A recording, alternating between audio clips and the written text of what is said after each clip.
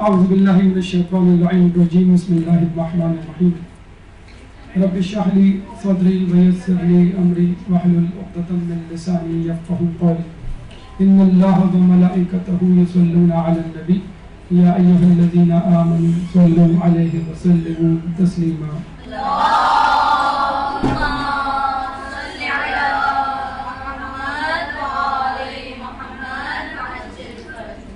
طب رضا اور جدید میڈیکل سائنس کے عنوان سے آج ہماری گفتگو ہے آپ کے سامنے. جیسا کہ آپ کو معلوم ہے سائنس جس طرح دن بدن ترقی کرتی چلی جا رہی ہے اس طرح سائنس کی دریافتیں اور نئے نئے انکشافات سامنے آتے جا رہے ہیں اور خصوصی طور پہ میڈیکل سائنس کا شعبہ بہت تیزی سے آگے بڑھتا ہوا دکھائی دے رہا ہے اور چونکہ اس کا بلا واسطہ تعلق خود انسان کی ذات سے ہے تو انسان کی کوشش اور جستجو کچھ زیادہ ہی انہماک سے اس شعبے کی طرف ہے. لیکن سائنس کی ترقی کے دور میں پھنس کر کچھ لوگ یہ بھول جاتے ہیں کہ اسلام ایک مکمل دین ہے, ایک مکمل ضابطہ حیات ہے کہ جس نے نہ صرف عبادات بلکہ انسان کی ضروریات زندگی جو دنیاوی طور پر اس پر لاحق ہوتی ہیں ان پہ بھی توجہ دی ہے اور انسان کی زندگی کو ہر پہلو سے مکمل, سہل اور ترقی یافتہ بنانے کی ہر دور میں کوشش کی ہے. اس حوالے سے طب اسلامی کا باقاعدہ ایک شعبہ, ایک میدان وجود میں آ چکا ہے کہ جس میں دین سے محبت کرنے والے اور دنیا کے ساتھ چلنے والے اس بات پر پوری توجہ دیتے ہیں کہ کس طرح اسلامی روایات کو ہم دنیاوی پہلو سے دیکھتے ہوئے اس جدید زندگی میں, اس جدید دور میں اپنے لیے فائدہ مند بنا سکیں. طب اسلامی کے حوالے سے اس وقت مزید جو 3 فروعات ہمارے سامنے ہیں وہ ہیں طب نبوی, طب صادق اور طب رضا. طب نبوی میں رسول اکرم صلی اللہ علیہ وآلہ وسلم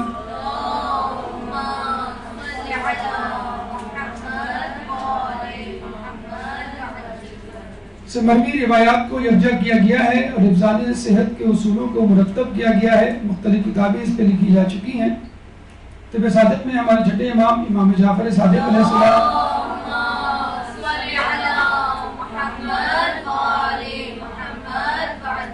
کی ذات گرامی سے متعلق روایات کو جن کا تعلق انسان کی صحت سے جمع کیا گیا ہے اور اس میدان میں بھی کئی کتابیں اور مقالات سامنے آ چکے ہیں. اور آخر میں طب رضا ہمارے 8ویں امام امام علی رضا علیہ السلام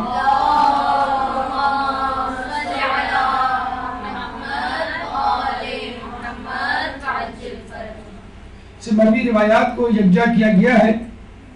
اور یہ تینوں شعبجات یعنی رسول, چھٹے امام اور 8ویں امام سے مروی روایات جن کا تعلق انسان کی صحت سے ہے خود بحار الانوار کی 14ویں جلد میں موجود ہیں. اور چونکہ موضوع انتہائی وسیع ہے, اسلامی طب تو کیا کسی ایک معصوم سے مروی روایات پر مشتمل کسی ایک موضوع کا بھی کما حق احاطہ نہیں کیا جا سکتا.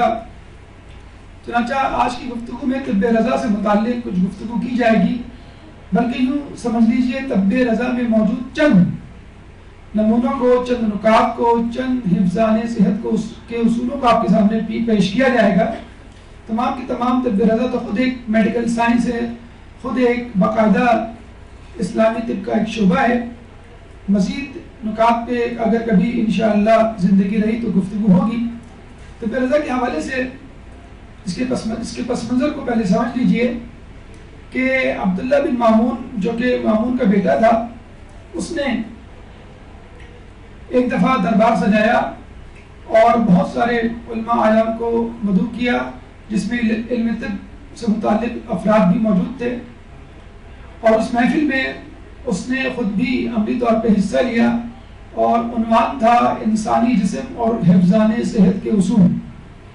تمام لوگوں نے اپنی اپنی عقل کے مطابق، اپنے اپنے تجربات کے مطابق گفتگو میں حصہ لیا۔ امام اس محفل میں موجود تھے مگر خاموش تھے۔ جب تمام لوگ اپنی اپنی باری کی گفتگو کر چکے تو عبداللہ بن مامون نے امام کی طرف مخاطب ہو کے کہا کہ آپ بھی کچھ بولیے اور انسانی صحت اور حفظان صحت کے اصولوں کے مطابق کچھ گفتگو کیجیے۔ امام نے جب گفتگو شروع کی تو گفتگو اتنی طویل ہوئی کہ ابن مامون بیچارہ گھبرا گیا اور کہنے لگا کہ مجھے اس وقت ایک دور دراز سفر میں جانا ہے، کیوں نہ آپ یہ تمام باتیں ایک خط میں لکھ کر مجھے بھجوا دیں۔ چنانچہ امام نے یہ تمام گفتگو جو انہوں نے اس محفل میں کرنی تھی ایک خط کے ذریعے بادشاہ کو پہنچا دی، اور جب یہ خط جو طویل ترین خط تھا بادشاہ کے پاس پہنچا اور جب اس نے اس کو پڑھا تو بہت زیادہ متاثر ہوا اور برجستہ اس کی زبان سے نکلا کہ اس خط کو تو آب زر سے لکھنا چاہیے، یعنی سونے کے پانی سے لکھنے کے قابل ہے امام کے دیے گئے حفظان صحت کے اصول۔ چنانچہ اس خط کو سونے کے پانی سے لکھا گیا اور وہ خط ذہبیہ کے نام سے مشہور ہوا، اور چونکہ بہت طویل خط تھا، تقریباً ایک کتاب کی صورت، یہ کتابچے کی صورت اختیار کر گیا، چنانچہ اس کو کتاب الذہب یا گولڈن بک یا میڈیکل ڈیزرٹیشن آف امام رضا علیہ السلام کے نام سے بھی یاد کیا جاتا ہے۔ مختلف کتابیں اس پہ لکھی جا چکی ہیں جس میں مختلف محققین، دانشوروں اور طبی ماہرین نے تشریحات نقش کی ہیں، اور خود یہ خط بحر الانوار کی 14ویں جلد بعنوان اسماء والعالم کے عنوان سے مل جائے گا۔ اس محفل میں جو جید طبیب شامل تھے اس میں یوحنا ابن معصویہ، جبرائیل بن بختی اور حکیم صالح بن سلمہ، یہ 3 مشہور ترین طبیب اس محفل میں موجود تھے، اور وہ خود امام کی گفتگو کو سن کر دنگ رہ گئے، اور تمام لوگوں نے اقرار کیا کہ امام نے جو گفتگو کی ہے اس کے نزدیک ہماری گفتگو طفل مکتب سے کم نہیں۔ اور اس کے بعد باقاعدہ ایک سند حاصل ہو گئی امام کی گفتگو کو، حفظان صحت کے مرتب کردہ اصولوں کو۔ ہم یہاں پر فقط 12 نکات یا 12 اصول آپ کے سامنے پیش کریں گے جس میں امام نے اشارہ کیا ہے کہ یہ چیزیں کس طرح انسان کی صحت کے لیے مفید ہیں۔ سب سے پہلے ماں کا دودھ ایک بچے کے لیے اور اس کی آنے والی زندگی کے لیے کس طرح مفید ہے۔ دوسرے نمبر پہ سرکہ جو کھانوں میں استعمال ہوتا ہے کھٹاس کے لیے اور دیگر چیزوں کے لیے۔ انار بہت مشہور اور مفید لذیذ پھل۔ شہد ہر شخص کا جانا پہچانا مشروب۔ گلاب کا پھول بلا شبہ جنت اور دنیا کے پھولوں کا سردار۔ زیتون کا تیل نہایت قیمتی اور مفید تیل، حافظہ بڑھانے کے لیے، انسان کے لیے مفید تر چیزیں۔ گوشت کس طرح اہم ہے۔ نمک کی اہمیت، کھانوں میں مسور کی دال کی کیا افادیت ہے، گرم کھانا کس طرح نقصان دہ ہو سکتا ہے، اور خود پانی انسان کے لیے کس طرح اہمیت کا حامل ہے۔ سب سے پہلے ماں کے دودھ کی طرف چلتے ہیں، اور اس میں سب سے پہلے امام کا قول، اس کے بعد سائنسی تشریحات۔ امام نے فرمایا کہ ماں کے دودھ سے بہتر بچے کی کوئی غذا نہیں، اور آج کل کی میڈیکل سائنس بھی یہی کہتی ہے کہ بچے کو 2 سال دودھ پلایا جائے۔ کچھ عرصے پہلے تک میڈیکل سائنس یہ کہا کرتی تھی کہ 1.5 سال یا 1 سال یا 6 مہینے، لیکن اب دوبارہ میڈیکل سائنس اس پہ واپس مطمئن اور متفق ہو چکی ہے کہ بچے کے لیے مکمل طور پہ 2 سال تک دودھ پلانا ضروری ہے۔ اور سورہ بقرہ کی آیت نمبر 233 بھی یہی کہتی ہوئی نظر آتی ہے والوالدات یرضعن اولادہن حولین کاملین، اور جو مائیں اپنے بچوں کو دودھ پلائیں تو 2 سال مکمل دودھ پلائیں، حولین کاملین۔ تو 2 سال کا لفظ اختیار کرنا، انتخاب کرنا، استعمال کرنا اس بات کی دلیل ہے کہ بچے کو 1 سال یا 6 مہینے نہیں بلکہ مکمل طور پہ 2 سال تک دودھ پلانا چاہیے۔ ہاں 6 مہینے بعد 4 مہینے بعد ٹھوس غذا کا استعمال کیا جا سکتا ہے دودھ کے ساتھ ساتھ۔ بچے کے لیے یہ دودھ کس طرح مفید ہے؟ سب سے پہلے تو ماں کے دودھ میں جو کیلشیم، جو غذائیت ہے، وہ خود بچے کے دانتوں کی بیماری کے لیے مفید ہے، یعنی اس کو دانتوں کی بیماری سے بچاتا ہے۔ آپ نے دیکھا ہوگا کہ آج کل کے بچوں میں ڈینٹل کیریز اور دانتوں کے امراض بہت زیادہ ہو گئے، اس سے پہلے نہیں ہوا کرتے تھے۔ بچوں میں آج کل دوائیوں کا استعمال، بچوں کا بار بار بیمار پڑنا اس بات کی دلیل ہے کہ بچے کی غذائیت میں کچھ کمی ہے، اور سب سے اہم کمی خود ماں کا دودھ ہے۔ کہتے ہیں کہ ماں کے دودھ میں ایک اہم اینٹی باڈی ہوتی ہے، IgA اینٹی باڈی، جو کہ کسی بھی کمرشل دودھ میں نہیں ہو سکتی، کیونکہ خود اینٹی باڈیز کی ایک ڈوز 2-2.5 ہزار روپے کی ہوتی ہے، یعنی ایک وقت اگر ماں کے دودھ میں جو اینٹی باڈیز ہے اس کو کسی طرح ایکسٹریکٹ کر کے مارکیٹ میں بیچا جائے تو وہ 2-2.5 ہزار کا نسخہ ہے۔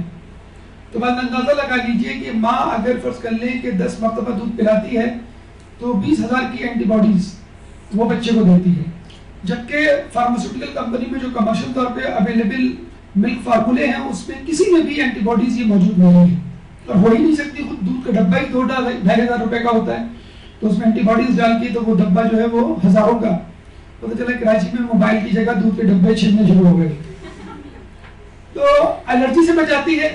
کاؤ ملک الرجی ایک الرجی ہے کہ جو گائے کے دودھ سے پیدا ہوتی ہے اکثر بچوں کو، تو کیونکہ ماں کا دودھ جو ہے ہیومن اسپیسیفک ہے، تو ماں کے دودھ میں کبھی بھی کسی بھی قسم کی الرجی نہیں ہو سکتی، کیونکہ ہیومن ٹو ہیومن ٹرانسفر ہے۔ جبکہ کاؤ ملک یا گائے کا دودھ، بھینس کا دودھ یا اونٹنی کا دودھ، کسی کا بھی دودھ، وہ اینیمل اسپیسیفک ہے، اور وہ ہیومن باڈی میں جب جائے گا تو کچھ نہ کچھ الرجی باہر کرے گا۔ ماں کا دودھ جو ہے خود بچے کو موٹاپے سے بچاتا ہے۔ آج کل کے جو بچے اوور ویٹ ہونے کا شکار ہیں وہ یہی وجہ ہے کہ جو دنیاوی اور فارمولا ملک ہوتے ہیں اس میں کیلوریز بہت زیادہ ہوتی ہیں۔ آج کل نہ صرف بڑوں میں بلکہ خود بچوں میں ذیابیطس، ڈائبٹیز کا مرض عام ہو چکا ہے۔ یہ اس سے بھی بچاتا ہے کیونکہ وہ ہائی کیلورک ڈائٹ ہوتی ہے، ہائی شوگر ڈائٹ ہوتی ہے فارمولا ملک میں، ڈبے کے دودھ میں، تو اس کے لیے انسولین کی بھی زیادہ ضرورت ہوتی ہے۔ چنانچہ بچے کی انسولین بڑے ہونے سے پہلے ہی ختم ہو جاتی ہے، حتیٰ کہ بچوں کو جو بلڈ پریشر ہوتا ہے بعض اوقات عموماً بہت کم ہے، لیکن اگر ہوتا ہے تو وہ بھی اس وجہ سے کہ سالٹ کی تعداد، سالٹ کی مقدار فارمولا ملک میں، ڈبے کے دودھ میں زیادہ ہوتی ہے۔ اور خود جو ماں سے دوری اختیار کرتا ہے ڈبے کے دودھ کی صورت میں، کہ ماں جو ہے وہ ٹی وی دیکھ رہی ہے، بچہ جھولے میں دودھ کی بوتل پکڑ کے بیٹھا ہوا ہے، تو ماں کے جسم سے، اس کے وجود سے جو دوری ہے بچے میں، وہ محبت نہیں پیدا ہو پاتی آنے والے ایام میں، جس سے بچہ نفسیاتی مریض بھی بن سکتا ہے۔ اور یہ بھی دیکھا گیا ہے کہ جن بچوں کا امتحان لیا گیا، آئی کیو ٹیسٹ کیا گیا، ان بچوں کا آئی کیو ٹیسٹ زیادہ آیا، یعنی ان کا سکور زیادہ تھا جنہوں نے بچپن میں ماں کا دودھ پیا تھا بنسبت ان بچوں کے جنہوں نے ڈبے کا دودھ پیا تھا۔ خود ماں کے لیے کتنا ضروری ہے، فیملی پلاننگ کے حوالے سے لوگ مختلف قسم کے طریقے اپناتے ہیں۔ بریسٹ فیڈنگ خود ایک نیچرل فیملی پلاننگ کا طریقہ ہے، جس میں ہارمونل بیلنس اس طرح ہو جاتا ہے کہ ماں کو یا باپ کو یا ماں باپ دونوں کو کسی بھی قسم کی فیملی پلاننگ کے طریقے کا سہارا نہیں لینا پڑتا۔ وہ ایک نیچرل فینومینا ہے جس کے ذریعے برتھ اسپیسنگ ہو جاتی ہے۔ ماؤں کو بچے کی پیدائش کے بعد موٹاپے کا بہت خیال ہوتا ہے، اپنی فکر ہوتی ہے اپنی فگر کی، تو جو موٹاپے کی امید یا جسے کہتے ہیں کہ امکان موجود ہوتا ہے ڈبے کے دودھ کی وجہ سے، وہ کم ہو جاتا ہے۔ ماں اگر اپنا دودھ پلائے گی تو اس میں وہ موٹاپا نہیں ہوگا کہ جو کہ ڈبے سے دودھ پلانے والی ماں کو ہوتا ہے، کیونکہ اس کے جسم میں ملک تو بدستور بن رہا ہوتا ہے، اور وہ ملک بعد میں ماں کے موٹاپے کی صورت میں ظاہر ہوتا ہے اگر وہ بچے کو دودھ نہ پلائے۔ خود ماں کے لیے بریسٹ کینسر اور یوٹرائن کینسر، رحم کا کینسر، اینڈومیٹریم کینسر، یہ تمام کینسر جو ہے وہ بہت عام ہوتے چلے جا رہے ہیں، اور جو مائیں دودھ پلاتی ہیں ان کو بریسٹ کینسر اور یوٹرائن کینسر نہیں ہوتا۔ پریگننسی اور پریگننسی کے بعد اسپیشلی ڈیلیوری کے بعد مائیں کچھ عرصے ڈپریشن کا شکار رہتی ہیں، تنہائی کا شکار ہوتی ہیں، ایک اپنے آپ کو بیمار شخص تصور کرتی ہیں، لیکن جب یہی ماں اپنے بچے کو دودھ پلاتی ہے تو اس کے ذہن سے نفسیاتی طور پہ ڈپریشن کا جو مرض ہے وہ ختم ہو جاتا ہے، اور جو محبت انسیت پیدا ہوتی ہے ماں کو وہ ڈبے کے دودھ پلانے کی وجہ سے نہیں ہوتی۔ آپ نے اکثر ماں کو یہ تک کہتے ہوئے دیکھا ہوگا، آج کل کی چھٹیاں ہو گئی، اب یہ بچے ادھم چوپڑی کریں گے اور روزانہ میری جان کھائیں گے، کوئی ایسا سمر کیمپ مجھے بتلا دو کہ بچہ صبح جائے رات کو آئے۔ بڑا بھی صبح جاتا ہے اور شام کو 5 بجے آتا ہے، بچے کا باپ یہ بھی صبح جائے اور شام کو آئے، تاکہ میں اپنے مارننگ شو، ایوننگ شو اور ہر قسم کے ڈرامے جو ہوں ان سے استفادہ کر سکوں۔ تو یہ جو دوری ہے، جو وہ فاصلہ ہے، وہ صرف اس وجہ سے ہے کہ بریسٹ فیڈنگ کی وجہ سے ماں اور بچی میں وہ تعلق نہیں پیدا ہو پایا۔ ہم جو کہتے ہیں جنریشن گیپ، اصل میں جنریشن گیپ کو ہوا دینے والی خود ماں ہے، اس کو پیدا کرنے والی جنریشن گیپ کو خود ماں ہے، کہ جس نے بچے کو چسنی اور بوتل پکڑا کے اپنے آپ کو اس سے دور کر لیا۔ خود باپ کے لیے کتنا ضروری ہے ماں اپنے بچے کو دودھ پلانا۔ کہتے ہیں کہ جو مائیں اپنے بچوں کو فارمولا مل ڈبے کا دودھ دیتی ہیں، ان کے اوپر $1600 کا خرچہ آتا ہے پر ایئر، یا کچھ لوگوں کے مطابق 2 سالوں میں، جو کہ 1,60,000 روپے پاکستانی بنتا ہے۔ یہی اماؤنٹ آپ اپنے کچن یا اپنے گھر کے بجٹ میں استعمال کر سکتے ہیں۔ بلکہ جب امریکہ میں ریسرچ کی گئی تو پتہ چلا کہ امریکہ کے ہاسپٹل میں بچے کی پیدائش کے بعد جو شروع کے 6 مہینے ہیں اس میں $68,000 کا خرچہ ہاسپٹل کو آیا، ان بچوں کی وجہ سے جو کہ بریسٹ فیڈنگ نہیں کر رہے تھے اور فارمولا ملک لے رہے تھے، کیونکہ فارمولا ملک پینے والے میں نے آپ کو بتایا وہ الرجی کا بھی شکار ہیں، انفیکشن کا بھی شکار ہیں، وہ دیگر بیماریوں کا بھی شکار ہیں۔ ان بچوں کے مقابلے میں کہ جو ماں کا دودھ پی رہے ہیں، 6 مہینوں میں ان کے جتنے وزٹس ہوئے، یعنی کم وزٹس ہوئے، اس کی وجہ سے ہاسپٹل کو صرف $4,000 برداشت کرنے پڑے۔ تو کہاں $68,000 اور کہاں $4,000۔ تو جن ہاسپٹل میں ان بچوں کی آمد و رفت زیادہ رہی، جنہوں نے فارمولا مل ڈبے کا دودھ پیا، وہ ہاسپٹل کے بجٹ میں $68,000 کے اضافے کا سبب بنے، اور جن بچوں نے ماں کا دودھ پیا وہ فقط $4,000 6 مہینوں میں خرچے کا سبب بنے۔ تو بچے کا ماں کا دودھ پینا خود اس کے ہاسپٹل وزٹس کم کرتا ہے، یعنی 6 مہینوں میں شروع کے اسپیشلی جب بچہ ایکسکلوسیولی بریسٹ فیڈنگ پر ہوتا ہے، اس دوران بچہ عموماً انفیکشن کا، ڈائریا کا، الرجی کا شکار کم ہوتا ہے بنسبت ان بچوں کے جو کہ فارمولا ملک کے ڈبے کے دودھ پر جی رہے ہوتے ہیں۔ اب آئیے ایمان کے ایک دوسرے نقطے جو کہ متعلق ہے سرکے کے لیے۔ سرکے کے بارے میں امام فرماتے ہیں سرکہ بہترین غذا ہے، جس گھر میں سرکہ ہوگا اس کے اہل خانہ کبھی محتاج نہ ہوں گے۔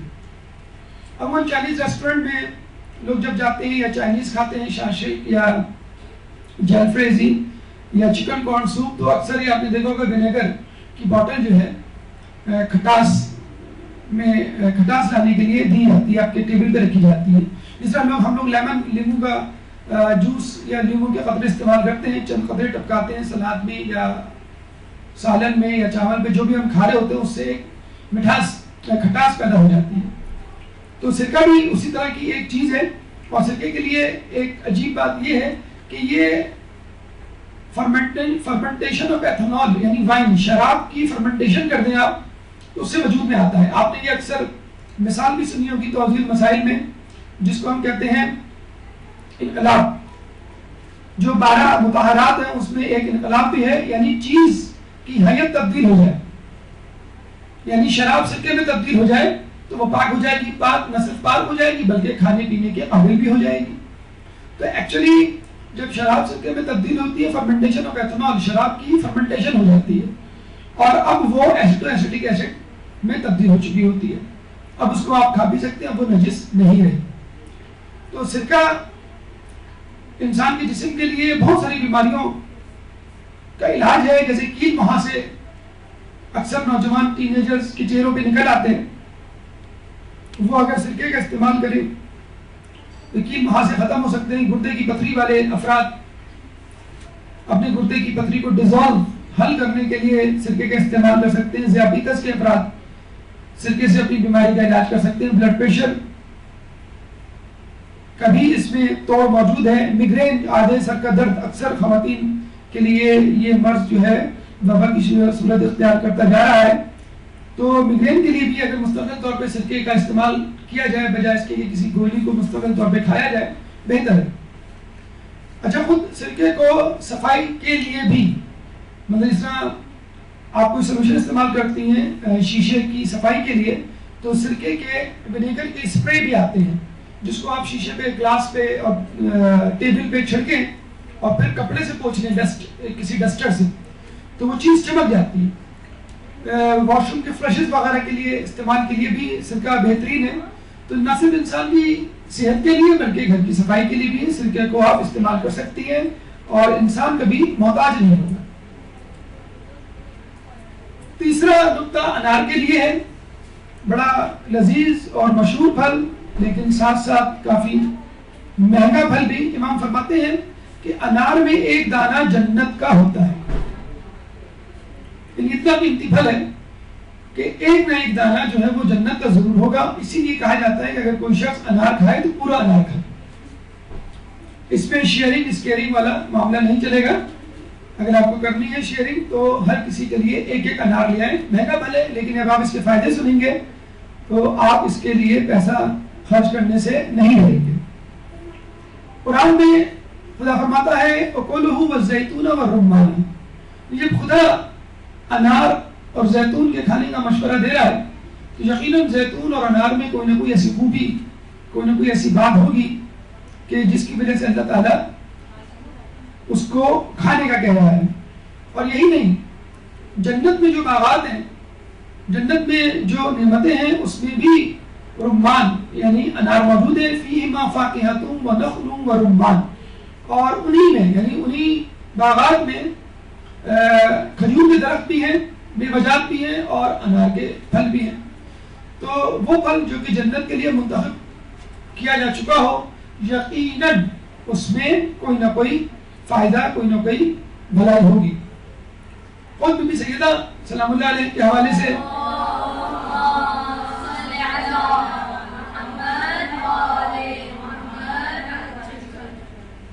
کہ پھلوں میں سے ایک پسندیدہ پھل مانا جاتا ہے کہ ایک دفعہ وہ بیمار پڑی تو امام علی نے ان سے پوچھا کہ تمہیں کیا کھانا ہے, کیا چیز کا جی چاہ رہا ہے. اکثر آپ نے دیکھا ہوگا بیمار شخص عموماً کوئی نہ کوئی زبان کے کڑوے پن کی وجہ سے خواہش کا اظہار کرتا ہے کہ مجھے فلاں چیز کھانی ہے.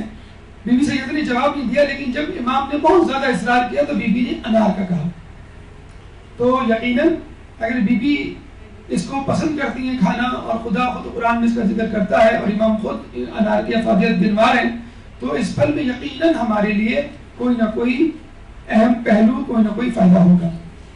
کہتے ہیں کہ بچوں کو اگر انار کھلایا جائے تو جلد ہی ان کی زبان صاف ہو جاتی ہے, یعنی تتلاہٹ ہکلاہٹ کا بچے شکار نہیں ہوتے, جلدی بولنا سیکھ جاتے ہیں. اچھا, ایک تو ہوتا ہے انار کا چھلکا اور ایک ہوتا ہے انار کی جھلی جو کہ انار کے دانوں کے اوپر لگی ہوئی ہوتی ہے. چھلکا باہر ہوتا ہے, وہ یقیناً کھانے والی چیز نہیں ہے, نہیں کھا سکتے اس کو, لیکن اس کے اندر جو دانے ہوتے ہیں ان کے اوپر ایک پتلی سی جھلی ہوتی ہے. اکثر لوگ اس جھلی کو ہٹا دیتے ہیں. جیسے آپ نے دیکھا ہوگا موسمبی کے اندر ایک فائبر کی جھلی ہوتی ہے, لوگ اس کو بھی ہٹا دیتے ہیں. تو ان چیزوں کو جن کو کھایا جا سکتا ہے ان کو نہ ہٹایا جائے. بہت زیادہ ہو سکتا ہے اس طرح کا ٹیسٹ نہ ہو جس طرح پھل کا ہوتا ہے. اس کے لیے کہا جاتا ہے کہ اگر آدمی جھلی سمیت انار کے دانوں کو کھائے تو اس کی معدے کے لیے بہت مفید ہے. اس کو گیس کا پرابلم, اس کو قبض کا, اس کو دست کا اور پیٹ میں درد کا مسئلہ حل ہو جائے گا. جو آج کل آپ نے دیکھا ہوگا بسیار خوری اور غلط سلط چیزوں کے کھانے کی وجہ سے انسان آج کل معدے کی بیماریوں میں بہت زیادہ مبتلا ہو رہا ہے. کینسر تک کے مرض کا علاج ہے اس انار میں.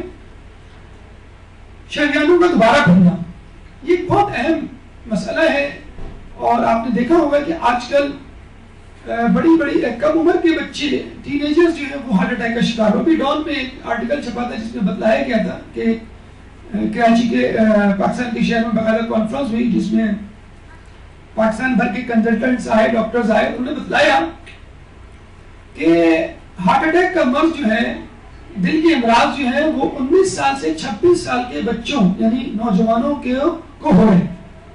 19 سال. اس کی وجہ کیا بتائی گئی؟ سگریٹ نوشی. اس کی کیا وجہ بتائی گئی؟ سیڈنٹری لائف اسٹائل، یعنی بچوں نے کھیلنا کودنا بند کر دیا، ٹی وی کے آگے، انٹرنیٹ کے آگے، ویڈیو گیمز کے آگے، موبائل کے آگے بیٹھے رہتے ہیں، ٹیبلٹ لیپ ٹاپس کے آگے. اور ان کو چاہے بلیٹ کھیلنا ہو، چاہے لوڈو کھیلنا ہو، چاہے فٹ بال کھیلنا ہو، چاہے کچھ بھی کھیلنا ہو، کرکٹ وغیرہ، وہ سب لیپ ٹاپس پہ انٹرنیٹ گیمز کی صورت میں موجود ہے. تو بچوں کی فزیکل ایکٹیویٹی بالکل ختم ہوتی جا رہی ہے. پھر جنک فوڈ نے ہمارا ایک مسئلہ بہت بڑا کھڑا کیا ہوا ہے. فرینچ فرائز ہیں، برگر ہیں، بروسٹ ہیں، جس میں فیٹی میل شامل ہوتا ہے. اس سے ہوتا کیا ہے کہ یہ اضافی ایک تو خود چکنائی ہم کھا رہے ہیں. ایک صاحب سے ہم گفتگو کر رہے تھے کہ پیزا میں ہوتا کیا ہے سوائے چیز کے، تو کہہ رہے چیز ہی تو کھانے کی چیز ہے. تو ہم نے کہا بھائی چیز ایک بٹر ہے، ایک مکھن ہے، ایک چکنائی والی چیز ہے، اس کو کھا کے آپ کے بدن کو کیا فائدہ ہوگا؟ اگر ہم برصغیر کے رہنے والوں پہ یہ الزام دیا جاتا ہے کہ بھائی اب اسپائسی فوڈ بہت کھاتے ہیں، تو بھائی یہ امریکہ اور یورپ والے بھی فیٹی فوڈ بہت کھاتے ہیں.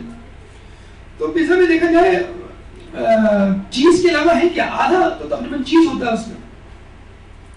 تو ہوتا کیا ہے، یہ چیز یا یہ چکنائی آپ کی شریانوں میں جا کے جم جاتی ہے، جس کی وجہ سے آپ کی شریانیں سکڑ جاتی ہیں، پہلے وقتی طور پہ، پھر دائمی طور پہ.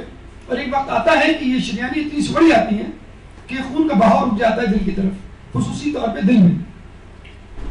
اور بڑی عمر ہو جائے تو بعض اوقات دماغ کی شریانوں میں بھی یہ چکنائی جمع ہو کے اس کو سکڑا دیتی ہے. تو بڑھاپے میں اکثر ادھیڑ عمر میں اسٹروک ہونے کا، فالج ہونے کا خطرہ ہوتا ہے، اور نوجوانی میں یا اس سے پہلے جو ہارٹ اٹیک کا خطرہ ہوتا ہے.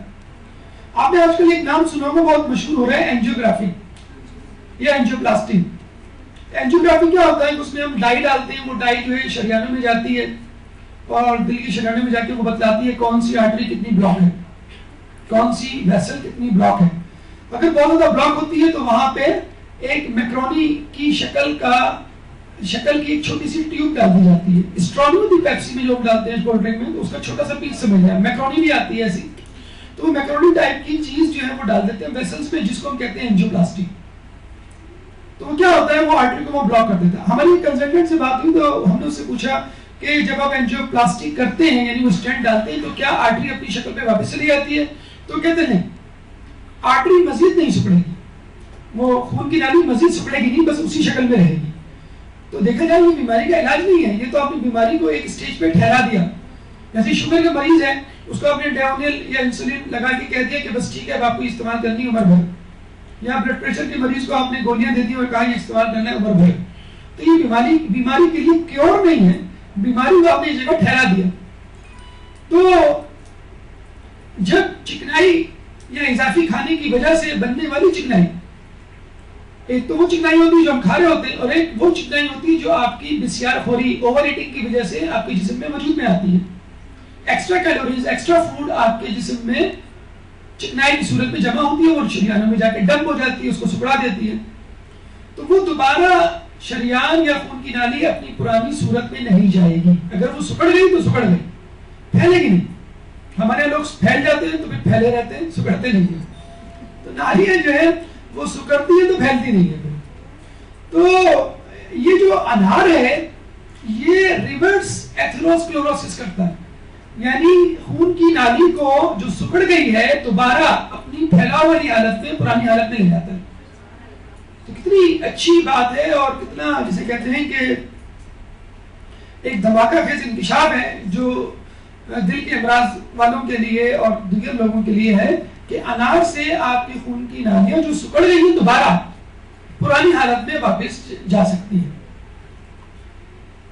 ذیابیطس، ڈائبٹیز کے لیے اکثیر ہے، جوڑوں کے درد کے لیے اکثیر ہے. اچھا اگر آپ غور کریں، ابھی تک ہم نے جو 2-3 وہ پڑھے فائدے مختلف چیزوں کے، انشاءاللہ آگے بھی پڑھیں گے، تو بار بار ذیابیطس یعنی ڈائبٹیز، بلڈ پریشر، جوڑوں کا درد، ان تینوں کا تذکرہ بہت آئے گا. اور آپ دیکھ لیجئے ان تینوں ہی کے امراض ہماری معاشرے میں اس وقت سب سے زیادہ ہے. ڈائبٹیز کتنی تیزی سے پھیل رہا ہے، ہائی بلڈ پریشر کتنی تیزی سے پھیل رہا ہے، جوڑوں کے درد روزانہ ایک نئی کرسی کا اضافہ ہو جاتا ہے مسجد میں کہ فلاں صاحب اب جوڑوں کے درد میں مبتلا ہو گئے, اب وہ بیٹھ نہیں سکتے اور وہ کرسی پہ بیٹھیں گے.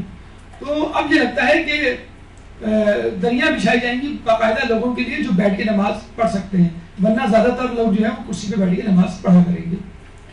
تو یہ سب اس وجہ سے ہے کہ ہم نے نیچرل فوڈ, نیچرل ریسورسز کو بالکل خیر آباد کہہ دیا ہے. ہمارے بچوں کو آپ چاکلیٹ کھلاتے ہیں, وہ بڑے مزے سے اس کو قبول کریں گے. بچے کو کیلا کھلائیں, آم کھلائیں, انار کھلائیں تو وہ اس کو دوا سمجھے گا. تو خود بھی اس میں ہماری بھی کوتاہی ہے کہ ہم نے کولڈ ڈرنکس کو جو ہے وہ بہت زیادہ مقام دے دیا ہے. شہد اور دودھ کو بالکل جسے کہتے ہیں کہ پیچھے چھوڑ دیا ہے. بچے دودھ پینے کی بجائے ایک زمانے میں بچوں کو دودھ پلا کے سلایا جاتا تھا. بچے روزانہ کسی ایک کولڈ ڈرنک کے بغیر گزارا نہیں کرتے تھے. اسی طرح چاکلیٹ میں اتنی زیادہ مٹھاس ہوتی ہے کہ اگر اس کو آپ کوئی پھل کھلائیں گے تو اس کو پھیکا معلوم ہوگا. ایک کیڈبری کی ایک کٹ کیٹ یا ایک کوکونٹ یا جسے کہتے ہیں کہ دیگر چاکلیٹ بچے کو دیں اور وہ کھائے, اس کے فوراً بعد آپ اس کو آم دے دیں جو سب سے میٹھا پھل ہے, کیلا دے دیں جو میٹھے ترین پھلوں میں شمار ہوتا ہے, انجیر وہ دے دیں, چیکو دے دیں میٹھا ترین پھل ہے, کھجور ہے میٹھا ترین پھل ہے, یہ دے دیں تو ان پھلوں تک کو وہ پھیکا سمجھے گا اور پھینک دے گا. اچھا اب یہ بات جو آپ ابھی سوال آپ کے ذہن میں آتا ہوگا کہ اگر یہ اتنے بڑے بڑے انکشافات ہیں کہ ریورس ایتھروسکلروسس کر دے گا, شریان اپنی جگہ واپس چلی جائے گی, دل کا اٹیک نہیں ہوگا, یہ انگریزوں کو کیوں نہیں معلوم, وہ کیوں نہیں بتاتے؟ بتلاتے ہیں لیکن بہت کم, جو بہت ہی مخلص قسم کے انگریز ہیں. اگر انہوں نے یہ باتیں بہت عام کر دیں تو ان کی پروڈکٹس بکنا بند ہو جائیں گی. نیسلے ہے, آپ کے جو دیگر کمپنیز ملٹی نیشنل کمپنیز جو جوس بناتی ہیں, یہ جوس یہ تو کہیں گی کہ اس یہ کمپنیاں یہ تو کہیں گی کہ اس جوس میں خالص انار, خالص آم, خالص سیب کا جوس موجود ہے, لیکن کبھی آپ کو یہ نہیں کہیں گی کہ آپ لوگ انار کھایا کریں, آپ لوگ سیب کھایا کریں, آپ لوگ کیلے کھایا کریں. تو ظاہر سی بات ہے اب لوگ اگر انار, کیلے اور موسمبی کھائیں گے تو ان کا جوس کون خریدے گا؟ رانی جوس سعودیہ میں کتنا مشہور ہے, جو حج پہ عمرے پہ گئے ہوں گے وہ کتنا پی کے آئے ہوں جسے کہتے ہیں وہاں پہ. باقاعدہ اس کو آپ پیے تو آخر میں ڈبے میں سے موسمبی کے پیسز نکلتے ہیں. باقاعدہ اس میں بتایا جاتا ہے, ٹی وی پہ جو ایڈورٹیزمنٹس آتے ہیں مختلف جوس کے, بتایا جاتا ہے کہ بھی دیکھیں یہ پھل درخت سے ٹوٹ کے گرا اور ڈائریکٹ اسی ڈبے میں ہی گر گیا, جلدی سے آپ ڈبہ خرید لیں. یہ کبھی نہیں کہا جائے گا کہ آپ جائیں درخت سے توڑ کر اس کو. پروفیٹ یوسف کی مووی دیکھ رہے تھے تو بادشاہ جو ہے اس کا غلام جو ہے وہ انگور کے خوشے کو پریس کر کے باقاعدہ فریش جوس پلا رہا تھا بادشاہ کو. یہاں تو جو بیمار پڑ جائے اس کو انگور دیتے ہیں. ہاں آپ اسی انگور کا جوس ملٹی نیشنل کا لا کے دے دیں, کولڈ ڈرنک دے دیں, وہ بالکل شوق سے پی لے گا. تو یقین کیجئے اب یہ جو میں آپ کو بتاؤں, اب نام ہمیں لینا پڑ جاتا ہے, اس میں آپ کہیں گے شاید آپ کی کسی کمپنی سے انبن ہو گئی ہے. یہ جو ریڈ کلر کا آج کل وہ آیا ہوا ہے جوس ڈرنک اسٹنگ, تو یقین کہ اس میں کیا ہے, مطلب جو کمپنی میں کام کرنے والے وہ خود بتاتے ہیں ہم 10 چمچے چینی ڈالتے ہیں اور ایک لال رنگ کا کیمیکل. وہ بوری کاکا ہمارے لیے زیادہ بہتر ہیں جو بولڈن مارکیٹ پہ کیمیکل بیچتے ہیں جس سے ہم محرم کی شربت بناتے ہیں. تو وہ اسٹنگ کا شربت اس سے بنتا ہے اور کچھ بھی نہیں ہے اس میں. ریڈ بل ہے اور جتنے بھی انرجی ڈرنکس ہیں ان کے نام پر بیوقوف بنایا جا رہا ہے. اسٹیرائڈ ملا دیا تھوڑا سا, انرجی آپ کو آ جائے گی, شوگر ملا دی, کیمیکل ٹیسٹ کے لیے ملا دیا, جتنے بھی ڈرنکس ہیں ان کا بھی یہ حال ہے. اچھا اس میں ایک بات بہرحال ہم میں کامن ہے, ایک ٹیسٹ ہے جو زبان پہ رہ جاتا ہے. آپ کوئی بھی کولڈ ڈرنک پیئے, گرین ہو کہ بلیک ہو کہ اورنج ہو, ایک ٹیسٹ ہے جو زبان پہ رہ جاتا ہے. بس وہ ٹیسٹ جب زبان کو لگ جاتا ہے, جسے کہتے ہیں نا انسان کو جب منہ کو جب خون بھی لگ جائے نا تو وہ پھر مردار کھانے کی بھی عادت اس کو پڑ جاتی ہے. جب وہ ٹیسٹ لگ جاتا ہے تو بس لوگ جو ہیں, آپ یقین کریں جتنی بھی کولڈ ڈرنکس ہیں وہ امریکہ یورپ میں نہیں بکتی ہیں, وہاں تو گرمیاں ہوتی نہیں ہیں. یہ سب جو ہے بیوقوف بنایا جاتا ہے مڈل ایسٹ, پاکستان, انڈیا, بنگلہ دیش, سری لنکا, یہ جو ممالک آدھی آبادی جسے کہتے ہیں ایشیا کی یہاں رہ رہی ہے, ہم بڑی وجہ سے بیوقوف بننے کے لیے جسے کہتے ہیں تیار بھی ہو جاتے ہیں. تو اگر انگریز اتنا زیادہ پروموٹ کریں گے, پروپیگیٹ کریں گے نیچرل فوڈ اور پھلوں کو, تو ان کی پروڈکٹس کون خریدے گا؟ اچھا اور بھی نورون علی نور کی مقدار, ظلم علی ظلم دیکھیں کہ وہ لوگ ان کے جو کنٹریز ہیں وہ ایگریکلچرل لینڈ نہیں ہے ہماری طرح. ہمارے 70% ایگریکلچرل فارمز ہیں ہمارے یہاں پوری پاکستان میں. تو یہی جو پروڈکٹس ہیں ان کے لیے جو پھل وہ کہاں سے لیتے ہیں؟ پاکستان سے لیتے ہیں. جو نیسلے اور دیگر کمپنیز کا جو دودھ ہے اس کے لیے کیا بھینسیں امریکہ سے آتی ہیں؟ جی پاکستانی کی بھینسوں کو استعمال کیا جاتا ہے. ان کو نیسلے کے ڈبے میں ڈال کے اور ڈبل ٹرپل قیمت میں آپ کو دے دیا جاتا ہے. اور دودھ والے کو میلے کچھالے لباس میں دکھا کے ٹی وی پہ کہہ دیا جاتا ہے کہ یہ جو ہے گندا سنتا رہتا ہے, اس سے آپ کیا دودھ خریدیں گے. تو خیر قصور تو اس کا بھی ہے کہ وہ دودھ گندا سنتا رہتا ہے. تو نیچرل چیزوں کو آرٹیفیشل چیزوں میں تبدیل کیا گیا اور پھر اس آرٹیفیشل چیزوں کو ڈبہ پیک کر کے کمپنی کا نام دے کر اس کی خود خوب ایڈورٹائزمنٹ کی گئی ہے.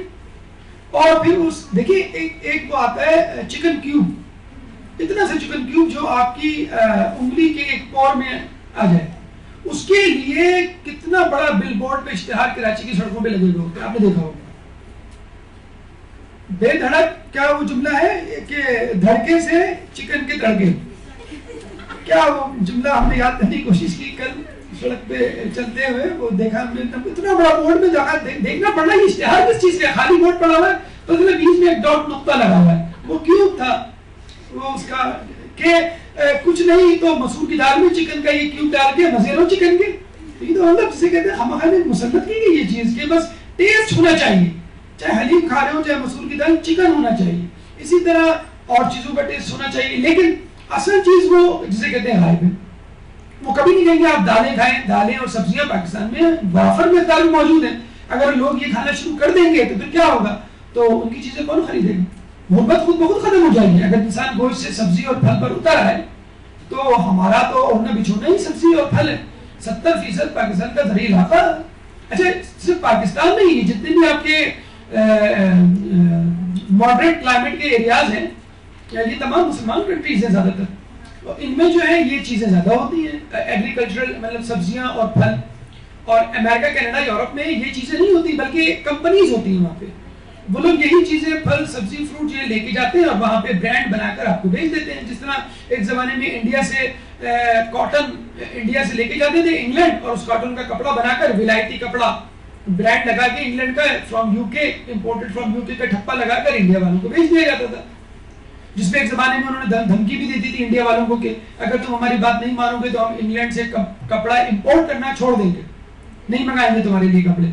تو گاندھی جی نے باقاعدہ اس کا منہ توڑ جواب دیا اور اپنے گھر میں چرخہ لگایا, چرخہ لگا کے سوت سے کاٹن بنانا شروع کر دیا. خود لٹھے کے کپڑے بغیر سلے ہوئے جو احرام ہم پہنتے ہیں وہ احرام گاندھی جی نے پہننا شروع کر دیا. تو مطلب وہ میسج حج کا احرام مسلمانوں کے لیے تھا اور گاندھی نے اس پہ عمل کر کے جسے کہتے ہیں بتلا دیا. کچھ چیزیں ہماری ہیں وہ لوگ استعمال کرتے ہیں اور کچھ چیزیں ان کی ہیں, مثلا انڈین فلمیں ہم استعمال کرتے ہیں. بات برابر ہو گئی.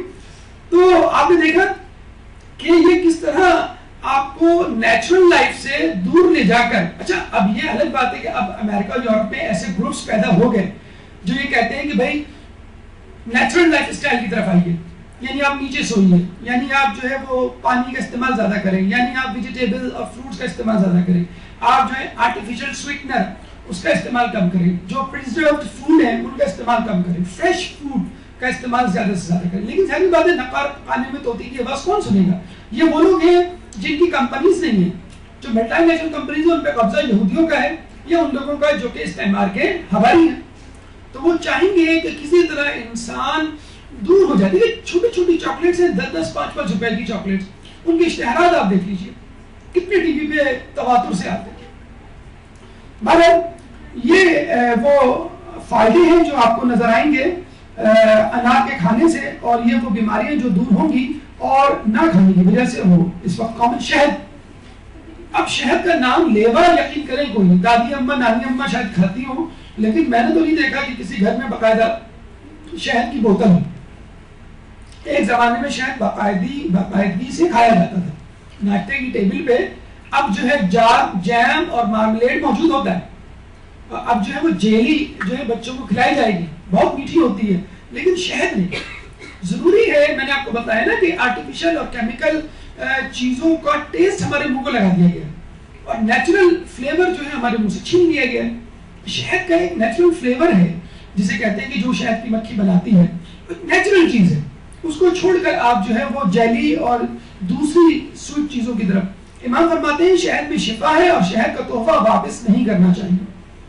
اتنی تاکید ہے اکثر آپ نے دیکھا ہوگا کہ لوگ گاؤں دیہات جاتے ہیں تو آپ واپسی میں آپ کے لیے اچھا پہلے لوگ منگایا کرتے تھے اپنی ماسی سے یا کسی شخص سے جو ان کا جاننے والا ہو, چوکیدار ہو, جو گاؤں جاؤ بھائی اپنے ملک سے شہد ضرور لے کر آنا. وہ بڑے محبت سے آپ کے لیے شہد لے کے آتا تھا, یا دیسی گھی ضرور لے کر آنا. اب وہ چیزیں مفقود ہو چکی ہیں. امام فرماتے ہیں کہ شہد میں شفا ہے اور شہد کا تحفہ واپس نہیں کرنا چاہیے. اگر تم اس کو حقیقی سمجھو گے کہ یہ کیا تحفہ ہوا ہے, تو کھانے پینے کی چیز بھی, تو اس کو واپس نہیں کرنا چاہیے. کیوں؟ اب آپ دیکھ لیں کتنے فائدے ہیں. ایک اور جگہ حدیث میں آیا ہے کہ جو شخص مہینے میں کم از کم ایک مرتبہ شربت شہد پیے اور خدا سے اس شفا کا تقاضا کرے کہ جس کا قرآن میں ذکر ہے, تو وہ اسے 70 قسم کی بیماریوں سے شفا بخشے گا, بشرط یہ کہ آپ کا ایمان ہو, بشرط یہ کہ یقین ہو کہ اللہ نے اس شہد میں کوئی خوبی, کوئی فائدہ رکھا ہے, اور اس یقین کے ساتھ جب آپ اس کو استعمال کریں گے, وہ بھی مہینے میں. دیکھیں امام کہہ رہے ہیں, ان کو معلوم تھا کہ امت جو ہے وہ کس طرف چلی جائے گی, چاکلیٹ اور جیلی اور جیمز کی طرف, تو کم از کم مہینے میں ایک مرتبہ آپ شہد کا استعمال کر لیں.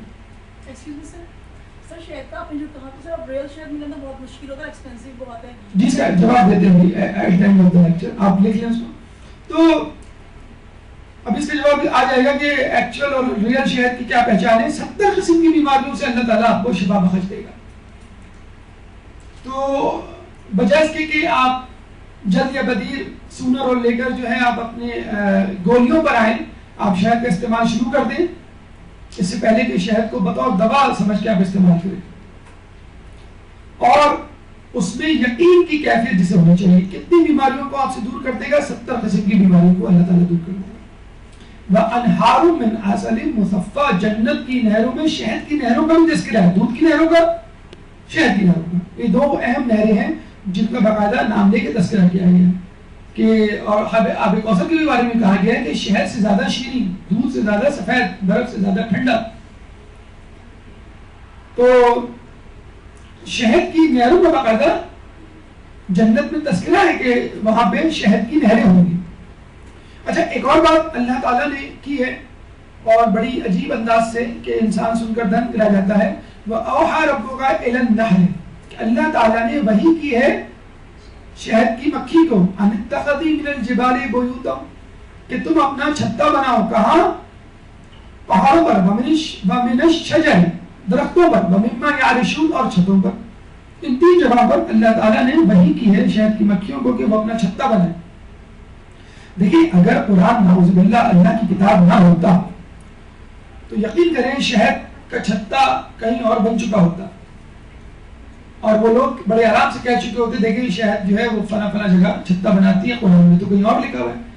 جب یہ 3 چیزوں کو تذکرہ کر دیا تو بس 3 ہی جگہوں پہ شہد کا چھتا نظر آئے گا آپ کو, پہاڑوں پر, درختوں پر اور چھتوں پر. اچھا دیکھیے کیوں تذکرہ کیا گیا ہے. اللہ نے یہ تو نہیں کہا کبوتروں کو, پرندوں کو تم اپنا گھونسلہ بناؤ, یا گھوڑوں کو کہ تم اپنا استبل بناؤ, یا چونٹیوں کو کہ تم اپنا بل بناؤ. بلوں سے نکلنے اور جانے کا تذکرہ ہے, لیکن گھر کو بنانے کا تذکرہ نہیں ہے. شہد کی مکھی کے بارے میں سن لیجیے کہ اس کے 2 معدے ہوتے ہیں, اور 1 گھنٹے میں 250 پھولوں کا رس یہ چوس لیتی ہے. اب آپ کہیں گے بڑی پیٹو قسم کی مکھی ہے, ہم سے بھی زیادہ کھاتی ہے. کہتے ہیں 250 پھولوں میں 3 پھولوں کا رس اس کی غذا کے لیے کافی ہے. اب آپ کہیں گے یہ کیا ذخیرہ اندوزی کرتی ہے, کہیں جا کے بیچتی ہے صدر میں یا کہیں پہ. تو 247 پھولوں کا 250 میں خیال میں 250 کا کہتے ہیں. کیا خیال ہے آپ میں, کوئی اردو داں ہے؟ جی 250 کا لفظ تھا تو میں تھوڑا سا مشکوک تھا, تو وہ 250 ہی ہے. تو 247 اس کا مطلب ہے پھولوں کا جو رس چوستی ہے کس کے لیے؟ ہمارے لیے چوستی ہے. اب یہاں سے اس حساب کو سیکھیے کہ جو لوگ کہتے ہیں کہ پیسہ کمانا بری بات ہے, کوئی بری بات نہیں ہے. اچھا ضرورت سے زیادہ کما سکتے ہیں, کما لیے, بالکل کما لیے, کمائیے. کس کے لیے؟ اپنے دوست احباب رشتہ داروں کے لیے, تاکہ ان کی مدد کر سکیں. تو شہد کی مکھی 1 گھنٹے میں 250 پھولوں کی طرف کیوں جاتی ہے؟ فقط 3 پھول کی طرف جائے. کون سا جانور ہے جو آپ کے لیے کھاتا کماتا ہے؟ تو شہد کی مکھی یعنی یوں سمجھ لیجئے 0.5% اپنے لیے کام کر رہی ہے اور 99.5% آپ کے لیے کام کر رہی ہے. اور 1 گھنٹے میں 24 کلومیٹر کا سفر طے کرتی ہے، یعنی یہاں سے روزانہ وہ ایئرپورٹ جاری آ رہی ہے، روزانہ 24 کلومیٹر۔ آدھا کلو شہد کے لیے کہتے ہیں یہ پوری دنیا کا چکر لگا چکی ہوتی ہے، پوری دنیا کا چکر، اور اس کے لیے اس کو 20 لاکھ پھولوں کا رس چوسنا پڑتا ہے۔ آدھا کلو ایک مکھی کو آدھا کلو شہد جمع کرنے کے لیے۔ اس کا گھر مسدس ہیگزاگونل ہوتا ہے، ایک گھر میں ایک چھتے پہ 50,000 مکھیاں رہ سکتی ہیں۔ شہد کی مکھی کو بدبو بہت ناپسند ہے، گندگی ناپسند ہے۔ اگر کوئی شخص بدبودار ہاتھ یا بدبودار لباس کے ساتھ شہد کے چھتے میں ہاتھ ڈالنے کی کوشش کرے تو اس کو کاٹ لیتی ہے، ورنہ نہیں کاٹتی۔ تو یہ بھی عجیب بات ہے، اگر شہد کی مکھی ایک مرتبہ کاٹ لے تو ایک مرتبہ ڈنک مارنے کے بعد خود مر جاتی ہے، شرم سے مر جاتی ہے بیچاری کہ میں نے کیوں کاٹا۔ انسان نہیں شرماتا گندا رہنے سے یا اس کو چھیڑنے سے جسے کہتے ہیں۔ تو ہم لوگوں میں تو بہت مشہور ہے نا کہ شہد کے چھتے میں تم نے ہاتھ دیا، فلاں کو چھیڑا، سمجھ لو شہد کے چھتے کو تم نے چھیڑ دیا۔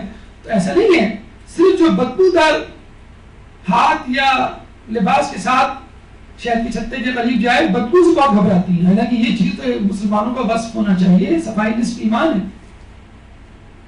اور ایگزیکٹلی ایک سائز کے دیکھیے، اگر ہم خود اپنی آپ کو کہا جائے کہ تم اسکیل سے ہیگزاگونل شیپ بناؤ 10 کی 10 شیپ آگے پیچھے تھوڑی سی سینٹی میٹر ملی میٹر آگے پیچھے ہوگی۔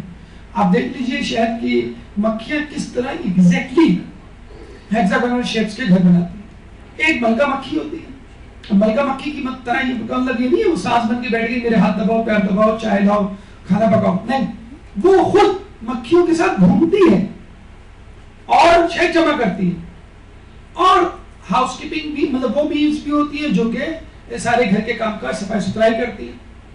تو باقاعدہ یہ تمام مکھیوں کا ایک جسے کہتے ہیں کہ جتھا ہوتا ہے جو پورے شہد کے چھتے کو مینٹین کر رہا ہوتا ہے۔ مصر میں تو کہا جاتا ہے کہ شہد کے چھتے ایسے بھی ہیں جو ملین ایئرز پہلے سے ہیں، لاکھوں سال پہلے سے ابھی تک موجود ہیں۔ اچھا، ایک فائدہ جو عموماً ہم سے پوشیدہ ہے، ایک تو بات یہی پوشیدہ تھی کہ شہد کی مکھی جو شہد بناتی ہے وہ حقیقتاً 3 پھول اپنے لیے اور 247 پھول ہمارے لیے ہوتے ہیں۔ ایک چیز ہوتی ہے پالینیشن، آپ نے سنا ہوگا بایولوجی میں کہ جب پالن گرینز، میل پارٹ جو ہوتا ہے پھولوں کا، وہ فیمیل پارٹ کی طرف جاتا ہے اسی پھول میں یا کسی اور پھول میں، تو باقاعدہ فرٹیلائزیشن ہوتی ہے، نیا پودا بنتا ہے۔ تو یہ جو شہد کی مکھی ہے جب کسی پھول پہ بیٹھتی ہے تو میل پالن گرینز کی ٹانگوں سے باڈی سے چپکتے ہیں، اور جب وہ دوسرے پھول کی طرف جاتی ہے تو یہ پالن گرینز وہاں ڈسچارج ہوتے ہیں، وہاں گرتے ہیں رگڑ سے، تو نیا پھل پودا وجود میں آتا ہے۔ کہتے ہیں کہ اگر دنیا سے شہد کی مکھیوں کو ختم کر دیا جائے تو ہم 1 لاکھ پودوں سے محروم ہو جائیں۔ 1 لاکھ پودے کا مطلب یہ نہیں ہے کہ ایک ہی قسم کے بہت سارے پودے، نہیں، 1 لاکھ کا مطلب ہے فرض کر لیں ایک قسم کا پودا ہے گیندے کا پھول، تو گیندے کے پھول یعنی تمام کے تمام گیندے کے پھولوں سے ہم محروم ہو جائیں، گلاب کا پھول، چمیلی کا پھول یا کوئی درخت، 1 لاکھ قسم کے جسے کہتے ہیں کہ پودوں سے ہم محروم ہو جائیں کہ جو سائڈ ایفیکٹ کے طور پہ شہد کی مکھی انجام دیتی ہے۔ کیا فائدے؟ بہترین فائدے، امیونٹی، قوت مدافعت زیادہ کرتی ہے، انرجی پروڈیوس کرتی ہے۔ ہم انرجی ڈرنکس کے پیچھے پڑے ہوئے، آپ شہد پیجئے، انرجی ڈرنک کے برابر ہے۔ جو چھوٹے موٹے جلنے کے زخم ہوتے ہیں وہ اس سے جسے کہتے ہیں مندے میل ہو سکتے ہیں، اینٹی فنگل ہے یہ۔ شہد پی کے نیند بڑی اچھی آتی ہے، ہمارے یہاں ٹی وی کا جب تک ریموٹ کنٹرول ہاتھ میں نہ ہو نیند نہیں آتی۔ کف سپریشن، جن لوگوں کو کھانسی ہوتی ہے کہتے ہیں بس وہ ایک جسے کہتے ہیں کہ قطرہ لے لیں یا انگلی پہ لگا کے تھوڑا سا اپنے حلق میں لگا لیں، کافی ہے، آپ کو کھانسی نہیں ہوگی۔ خود آپ کی آنتوں میں کچھ خاص قسم کے بیکٹیریا جن کی آپ کو ضرورت ہے ان کی گروتھ میں بڑی مفید ہے۔ سور تھروٹ، گلے کی خراش کے لیے بڑی مفید چیز ہے شہد۔ انرجی ختم کرتا ہے انسان کے جسم سے، اسکن کی جسے کہتے ہیں کہ جاذبیت یا اس کی گرو میں، چمک میں اضافہ کرتا ہے۔ کولیسٹرول کا لیول کم کرتا ہے، شہد، اور اینٹی آکسیڈنٹ ہے، یعنی زہریلے مواد کو ختم کرتا ہے۔ ہاں یہ بات ذہن میں رکھیے گا کہ بعض لوگوں میں یہ ایک مسکانسیپٹ ہے کہ ذیابیطس کے مریض بھی شہد استعمال کر سکتے ہیں، تو ایسا نہیں ہے کہ ان کو اس طرح ہی احتیاط کرنی ہے شہد سے جس طرح ان کو شوگر سے احتیاط کرنی ہے۔ ہاں عام افراد کے لیے بہرحال یہ ایک کھلا آپشن ہے جس کو آپ استعمال کر کے اپنی صحت کو بہتر بنا سکتے ہیں۔ اصلی شہد ملتا نہیں ہے، حقیقت میں بہت صحیح بات ہے، اصلی شہد کی خود امام نے پہچان بتلائی ہے، جس کو سونگھنے سے پیاس لگے، خود امام نے بتلایا، اور سونگھنے سے گرمی لگے تو وہ خراب شہد ہے، یعنی استعمال کے قابل نہیں، جس کو سونگھنے سے پیاس لگے۔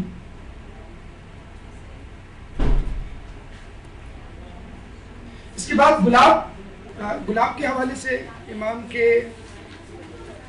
اقوال میں ایک قول ہمیں ملتا ہے کہ گلاب جنت کے پھولوں کا سردار ہے، اور شاید دنیا میں کوئی ہی ایسا شخص ہوگا جو یہ کہتا ہو کہ مجھے گلاب سے بھی بہتر فلاں پھول پسند ہے۔ بہرحال گلاب کی برتری، افادیت، خوشبو سے کوئی انکار نہیں کر سکتا، اس کی خوبصورتی اور صورت اور سیرت جسے کہتے ہیں دونوں ہی لاجواب ہے، اور اس کا کوئی مقابل نہیں۔ بی بی سیدہ سلام اللہ علیہ کو بھی گلاب سے تشبیہ دی جاتی ہے۔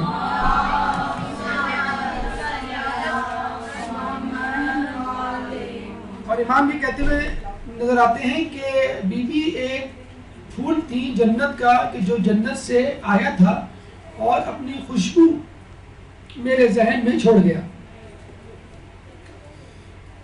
تو یقیناً جس طرح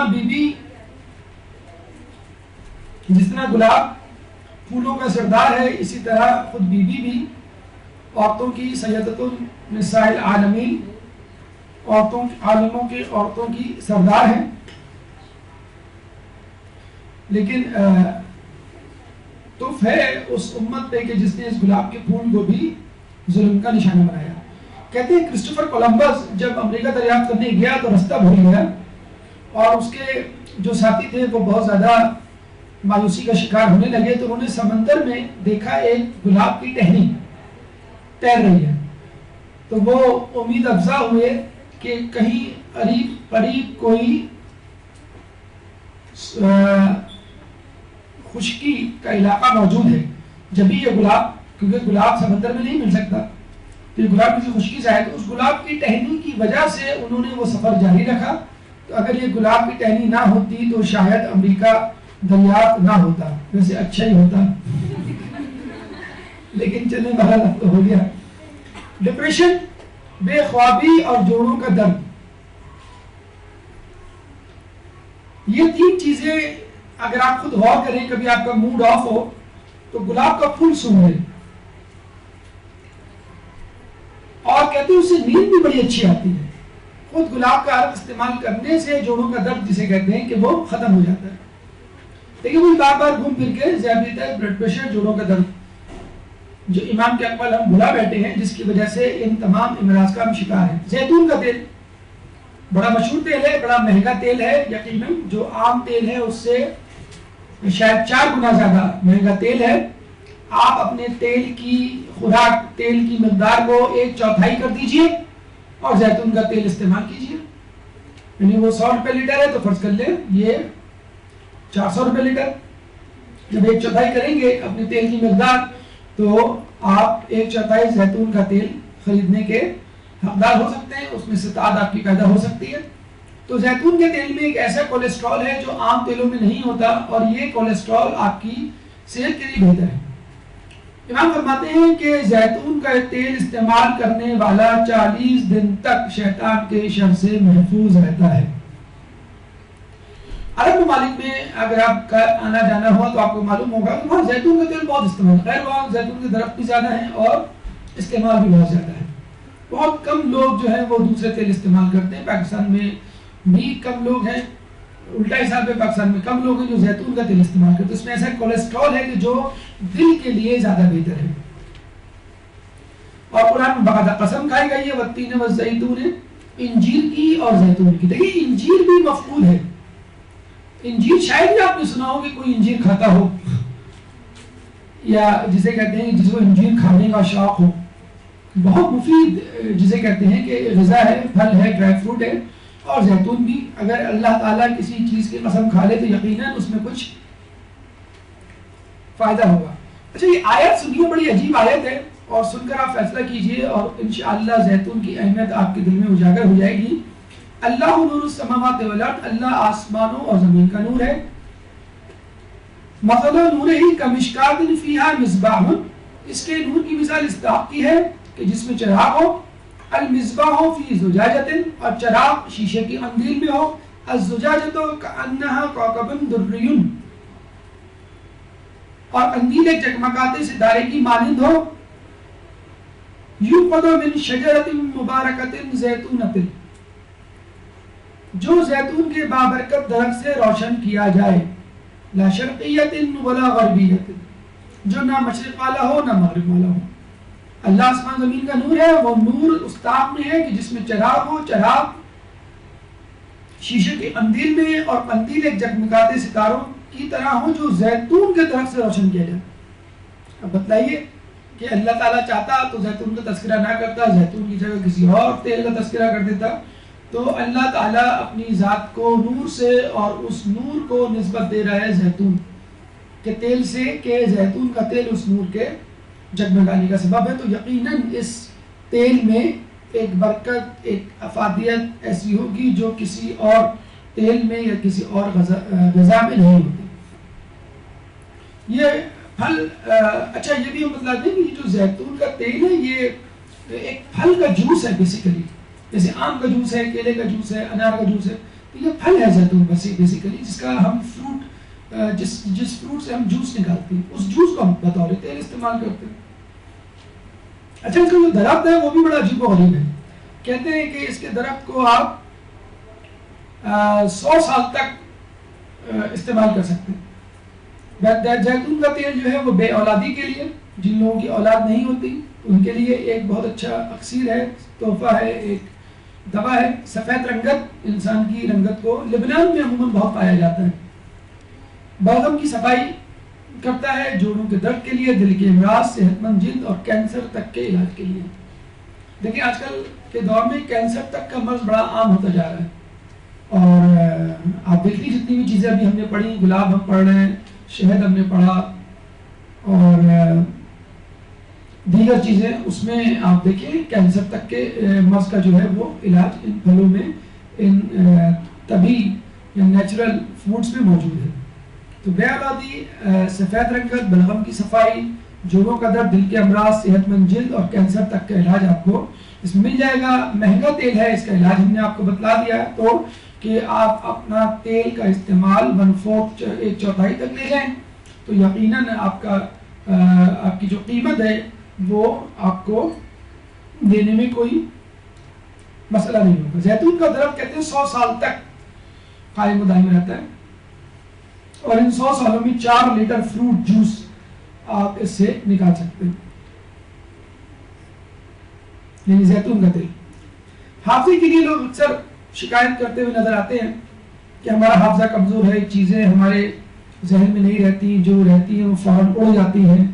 اس کا ایک سبب تو یہ ہے کہ ہم نے مشینوں پہ انحصار کرنا شروع کر دیا ہے۔ جب کیلکولیٹر آیا تھا لوگوں نے پہاڑے یاد کرنے چھوڑ دیا، پہاڑ لگنے لگے، اور اب جو ہے وہ کمپیوٹر آ گیا ہے تو آپ کو جو ہے وہ باقی چیزیں بھی آپ بھول گئے، بلکہ آپ یہ یاد کرتے ہیں، آپ سے پوچھا جائے کہ فلاں چیز آپ کو یاد ہے تو آپ کہتے ہیں یہ کس فائل میں رکھی ہوئی ہے، اور یہ فائل جو ہے وہ کس جگہ ہے، یہ آپ کو یاد رکھنا آج کل جو ہے وہ مشکل ہو جاتا ہے۔ تو وہ چیز خود بذات خود کیا یاد ہوگی؟ لوگوں کو اپنا نمبر نہیں یاد ہوتا، پوچھیں تو کہیں گے کہ آپ جو ہے وہ میں آپ کو مس کال دیتا ہوں، نمبر آ جائے گا، آپ خود دیکھ لیجیے گا کہ میرا نمبر کیا ہے۔ قرآن پڑھنے، شہد کھانے اور دودھ پینے سے حافظہ بڑھتا ہے۔ ٹونک نہ کھائیں، کسی قسم کا کوئی ٹوٹکا استعمال نہ کریں، فقط قرآن پڑھیں، شہد کھائیں اور دودھ پئیں، ان تینوں سے آپ کا حافظہ بڑھے گا۔ قرآن کے حوالے سے آپ کو معلوم ہے حافظ قرآن جو ہوتا ہے وہ حامل قرآن ہوتا ہے، 6000 سے زیادہ جملوں آیات کا حامل ہوتا ہے، ان کو ازبر کیا ہوا ہوتا ہے۔ تو اس کے لیے یہ کہنا کافی ہے کہ جو شخص 6000 سے زیادہ آیات کو، پورے قرآن کو، 30 پاروں کو حفظ کر سکتا ہے بغیر سمجھے، تو وہ ایک ایسی کتاب، ایسے مضمون، ایسے سبق کو کیوں نہیں یاد کر سکتا جو اس کو سمجھ میں آ رہا ہو. آج کل بڑا ٹرینڈ ماشاءاللہ چل گیا ہے، بڑی خوشی ہوتی ہے کہ بچے جو حافظ قرآن ہیں وہ بڑی تیزی سے آگے بڑھ رہے ہیں. اکثر ماں باپ جو ہے بچوں کو اپنے اسکول سے نکلوا لیتے، 2 سال قرآن حفظ کرواتے، پھر دوبارہ اسکول میں ڈال دیتے، اور بچہ وہ 2 سال کمپنسیٹ کر لیتا ہے. یعنی 6ٹھی کلاس یا 4تھی کلاس میں آپ نے بچے کو نکالا، حفظ کروایا، اور 8ویں کلاس کا ٹیسٹ دے کر 8ویں کلاس میں ڈلوا دیا. وہ اپنے دوستوں سے بھی پیچھے نہیں رہا اور قرآن بھی حفظ کر لیا. اس کو ٹیسٹ ہی تو دلوانا ہے. ابھی ہمارے ایک جاننے والے تھے، ان کی بچی تھی، اس کو ایک اسکول میں ایڈمیشن لینا تھا. وہ کلاس 6 کی بچی تھی، 7 میں ایڈمیشن لینا تھا. غلطی سے وہ کلاس 8 کا ٹیسٹ دیا، یہ پاس بھی ہو گئی، کلاس 8 میں ڈال دیا اس کو. ان کے پاس پرانا ریکارڈ نہیں تھا اسکول کا. انہوں نے کہا کہ بھائی آپ کون سا ٹیسٹ دیں گے؟ انہوں نے کہا 8ویں کا. انہوں نے 8ویں کا دیا، وہ 8ویں میں چلی گئی. بیٹھے بٹھائے دیکھیں، ان کو کچھ کرنا بھی نہیں 1 سال آپ کا. تو یہ غیر شیعہ افراد میں ٹرینڈ بہت عام ہو گیا ہے کہ پہلے بچوں کو حفظ کروا دو، اس کے بعد بچے کا ذہن اتنا تیز ہو جائے گا کہ وہ ہر چیز پڑھ لے گا. امریکہ میں ایک صاحب گئے اپنے بچے کو لے کے اور کہا کہ دیکھیے میرا بچہ 12 سال کا ہے، اس نے حفظ کر لیا، اس نے نہج البلاغہ حفظ کر لی، اس نے صحیفہ کاملہ فلاں فلاں. تو نعوذ باللہ ایک شخص کھڑے ہو گئے، کہنے لگے آپ نے بچے کی عمر کو ضائع کر دیا. 12 سال ہو گئے، اس نے اسکول کی شکل نہیں دیکھی، دنیاوی تعلیم نہیں حاصل کی، فقط قرآن اور نہج البلاغہ آپ رٹوا رہے ہیں. یہ کیا کرے گا آگے چل کر؟ تو انہوں نے کہا کہ آپ کی خیال میں کیا میرا بچہ پیچھے رہ گیا؟ بالکل پیچھے رہ گیا. 12 سال کا بچہ جو ہے ہماری 6ٹھی کلاس میں ہوتا ہے. کہتے ہیں ٹھیک ہے، آج سے میں بچے کو پڑھانا شروع کرتا ہوں، اور جو 6ٹھی کلاس کا بچہ ہے اس کے برابر انشاءاللہ میرا بچہ چند سالوں میں، اور چند سالوں میں وہ بچہ اس 6ٹھی کلاس کے بچے کے برابر آ گیا. یعنی جب تک وہ 10ویں تک پہنچا، کلاس 10 تک، یہ بچہ بھی 10 تک پہنچ گیا. اور کراچی میں ہمارے یہاں تو شاید نہیں، اور جگہوں پر ایسا سیٹ اپ ہے کہ وہ بچے کو 3 یا 4 سال یا 2 سال حفظ کرواتے ہیں، اور اس کے بعد 2 کلاسوں کا سلیبس ایک ساتھ پڑھوا دیتے ہیں. یعنی فرض کر لیں بچے کو آپ نے 10 سال تک حفظ کروایا اور اس کو 15 سال میں میٹرک کرنا ہے. تو انہوں نے کیا کیا کہ 11ویں سال میں آپ نے اس کو کلاس 1 کلاس 2 دونوں کا سلیبس ایک ساتھ پڑھوا دیا. پھر 12ویں سال جو ہے کلاس 3 کلاس 4 کا سلیبس، پھر 5 6 7 8 9 10. 15 سال میں اس نے 9 10 کا ایگزام ایک ساتھ پاس کر لیا. تو ہماری آپ سے گزارش ہے، اور اکثر ہر جگہ ہم یہ کہتے ہیں بچوں کو کہ بچوں تم جتنی آیات یاد کر سکتے ہو یاد کرو. دیکھیے ہمارے یہاں کتنا بڑا المیہ ہے کہ ہمارے بچے اسکول جاتے ہیں، وہی بچے شام کو ٹیوشن بھی پڑھ رہے ہوتے ہیں. اگر فرض کر لیجیے ہم اپنے بچوں کو اسکول نہ بھیجیں اور صرف ٹیوشن پڑھائیں، تو کیا ہمارے بچے اس ایگزام میں پاس نہیں ہوں گے؟ بالکل پاس ہوں گے. تو اس کا مطلب کیا ہوا کہ اسکول والے ہمارے بچے کا ٹائم ویسٹ کر رہے ہیں، اور ہم فقط لوگوں کی دیکھا دیکھی اسکول بھیج رہے ہیں. By the and of the day بچے کو ٹیوشن تو لینا ہی ہے.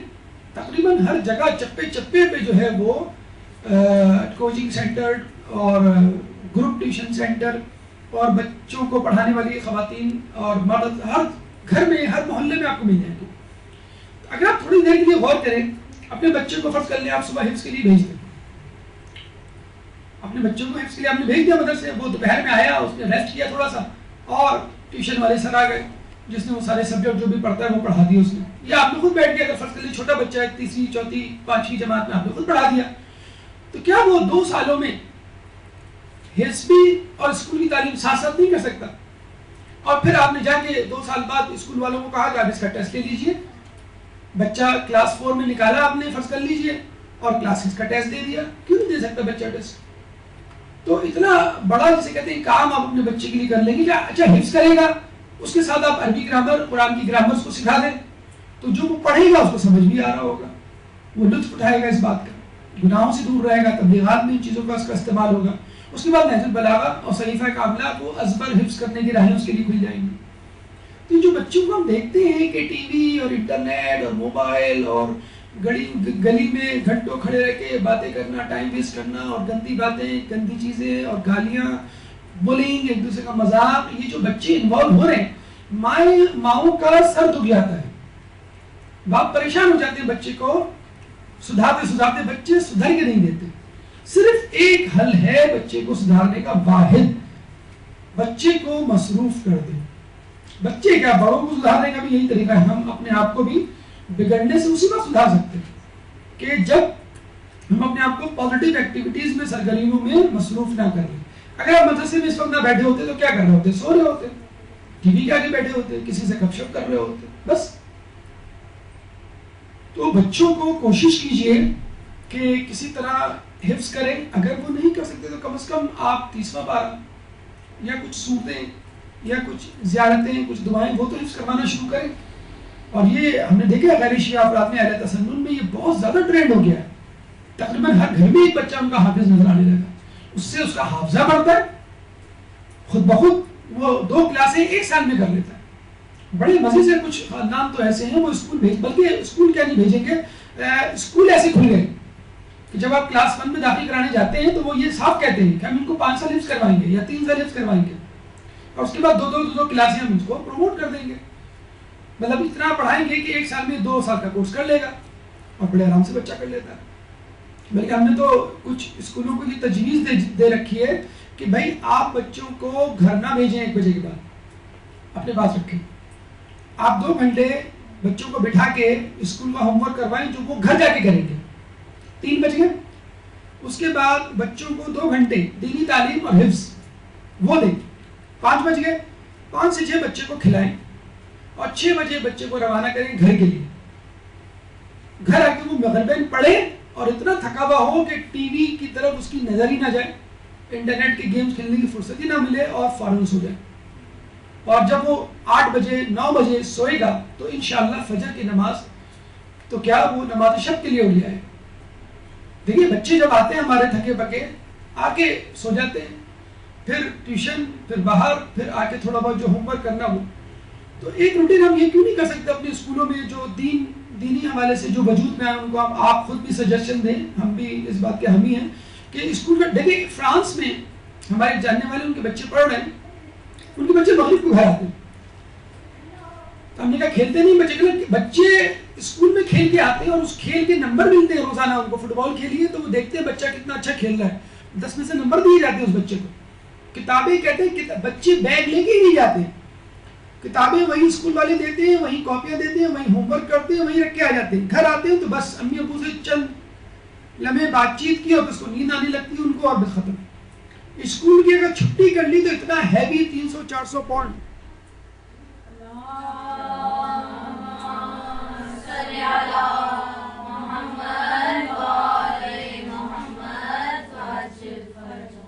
تو یہ ایک اچھا طریقہ ہے. اپنے اسکول والوں کو توجہ دلائیے اور خود اگر یہ اسٹیپ اٹھا سکیں تو یہ اسٹیپ اٹھائیے. بچے ہمارے بہت انڈر پروڈکٹیو جا رہے ہیں, مطلب بالکل لگے بندے اسٹائل سے ہم چل رہے ہیں. بچوں کو او لیول اور میٹرک اور انٹر کروا کے ہم سمجھ رہے ہیں 12 سال میں کہ بہت تیر مار لیا. کوئی تیر نہیں مارا. بچے 12 سال میں انٹر اور او لیول کیا اس سے زیادہ کچھ کر سکتے ہیں, دینی تعلیم بھی ساتھ ساتھ کر سکتے ہیں. بلکہ ہمارا تو یہ دعویٰ ہے کہ میٹرک تک بچہ, آپ بچے کو کلاس 1 سے فارسی سکھائیں, کلاس 5 سے اس کو عربی سکھائیں اور اس کے بعد لغہ شروع کر دیں.